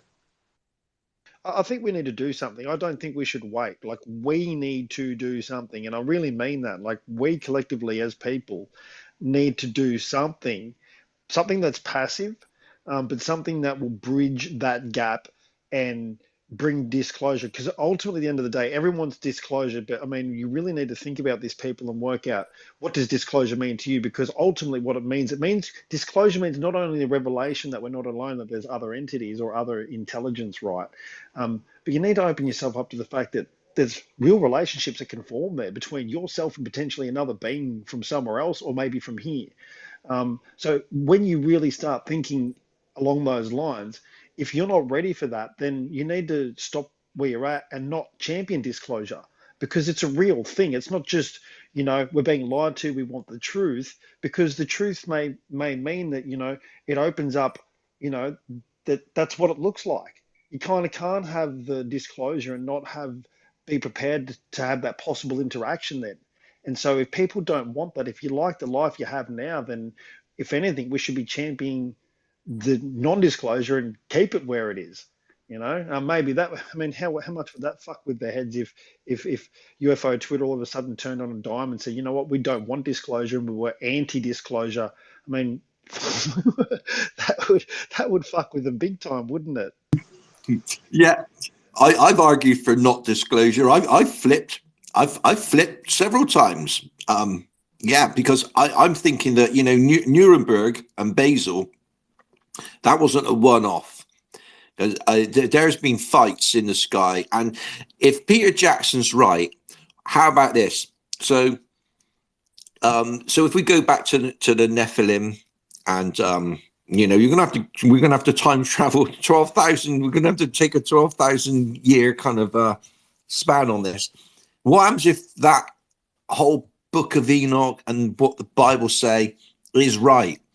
That there were powerful ones from above came down. There's a big fight.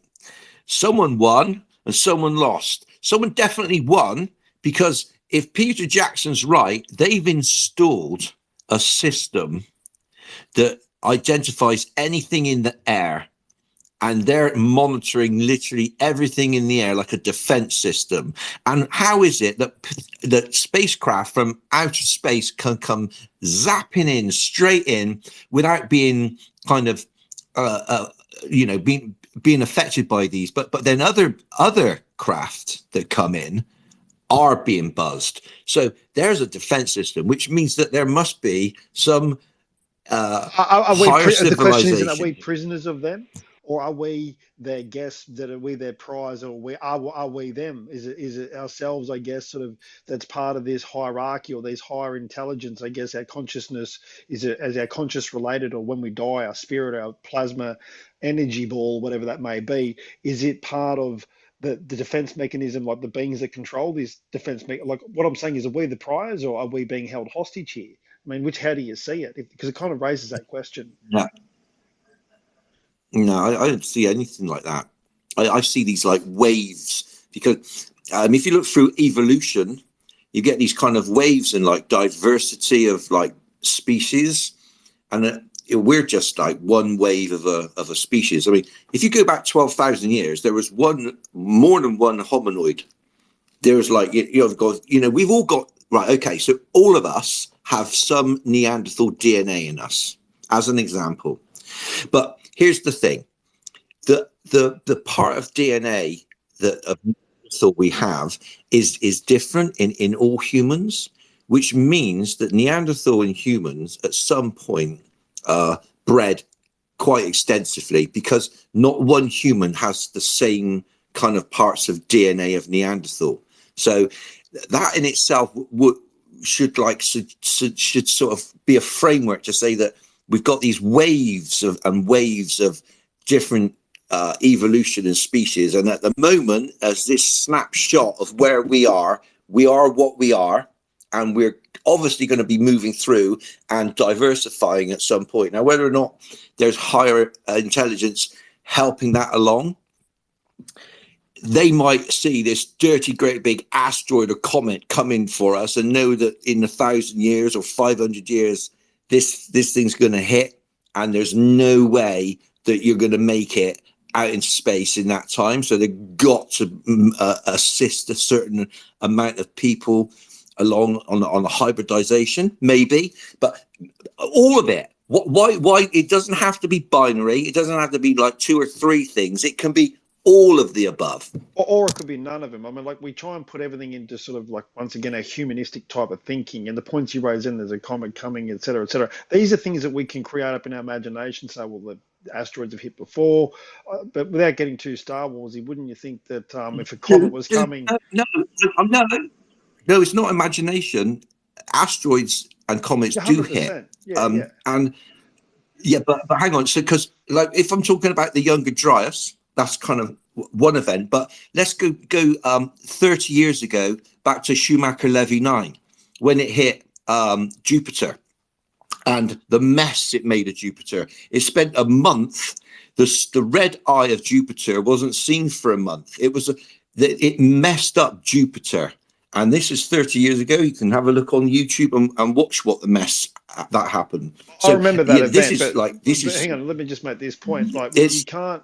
I mean, the Younger Dryas, yeah, that's been brought to the attention of us. But I mean, I've always been a proponent of, well, there's always been civilizations here, right? And we talk about Atlantis and those other things. Like, and to me, it seems pretty simple that I don't think an advanced technology that is spacefaring or interstellar wouldn't have the technology to blow a fucking comet or an asteroid out of the sky. It wouldn't be the be all and end all. And so I'm kind of on the side of thinking that, and I said I maybe being a bit space warsy, but that obviously some large amount of energy impacted this Earth. It may have been an asteroid, but I'm of the thought that, or the opinion that if there was advanced civilizations here long before us, then there's a potential there that the amounts of energy that were released were not from an asteroid or potentially from a technology.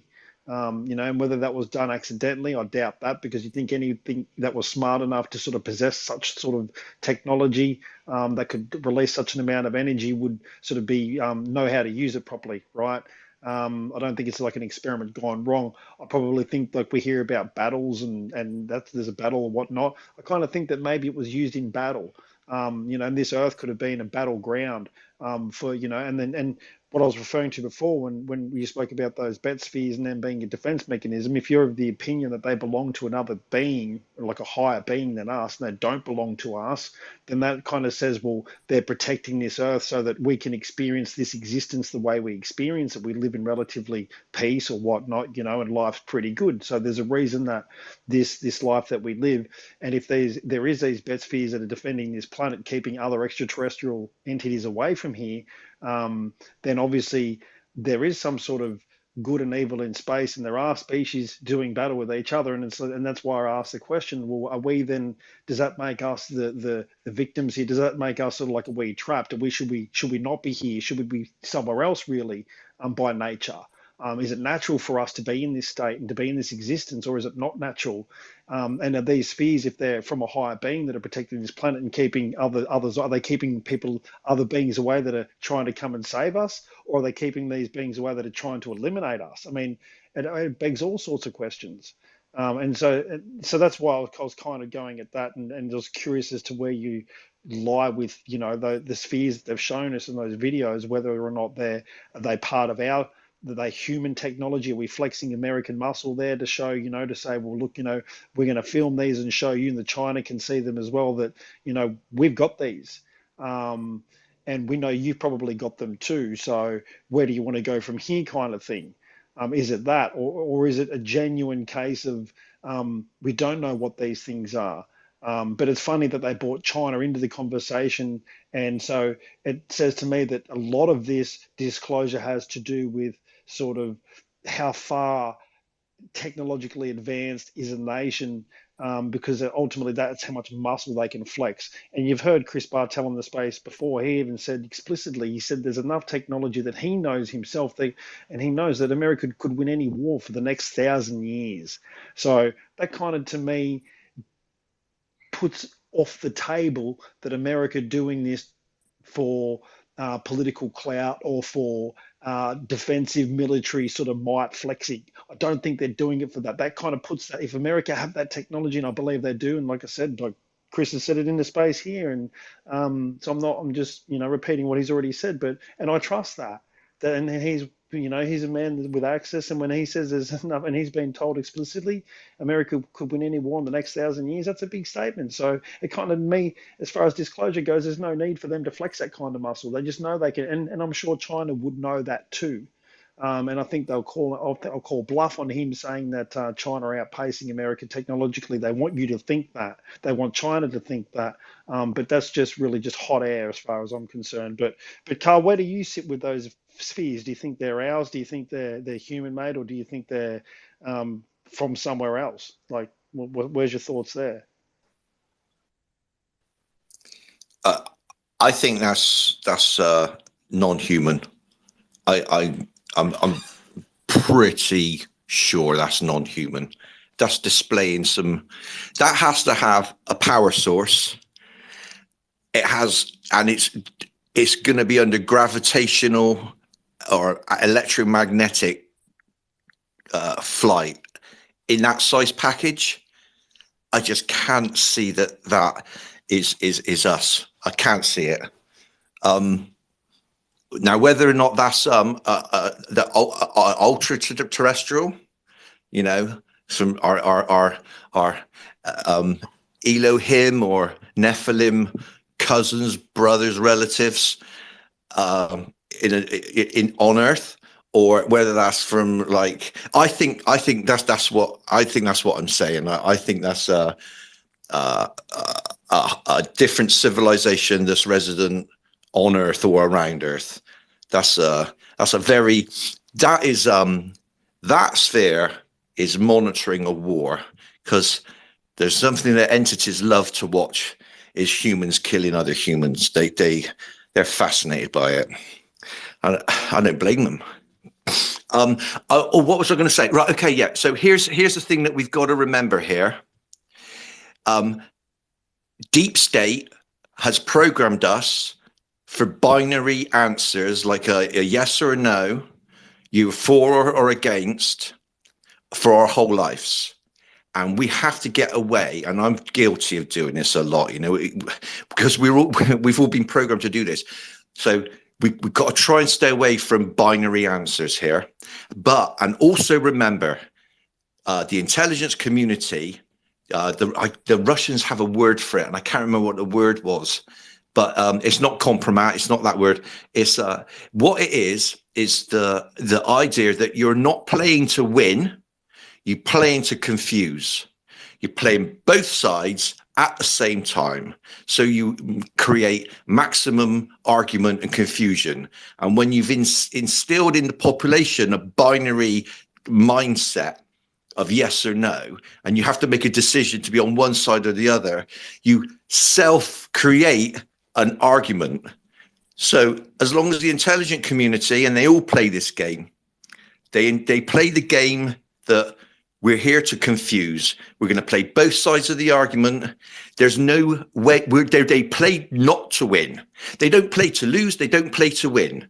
They just play, and they let the programming of our binary way of thinking fuck things up for ourselves. So that's what I've got to say about that.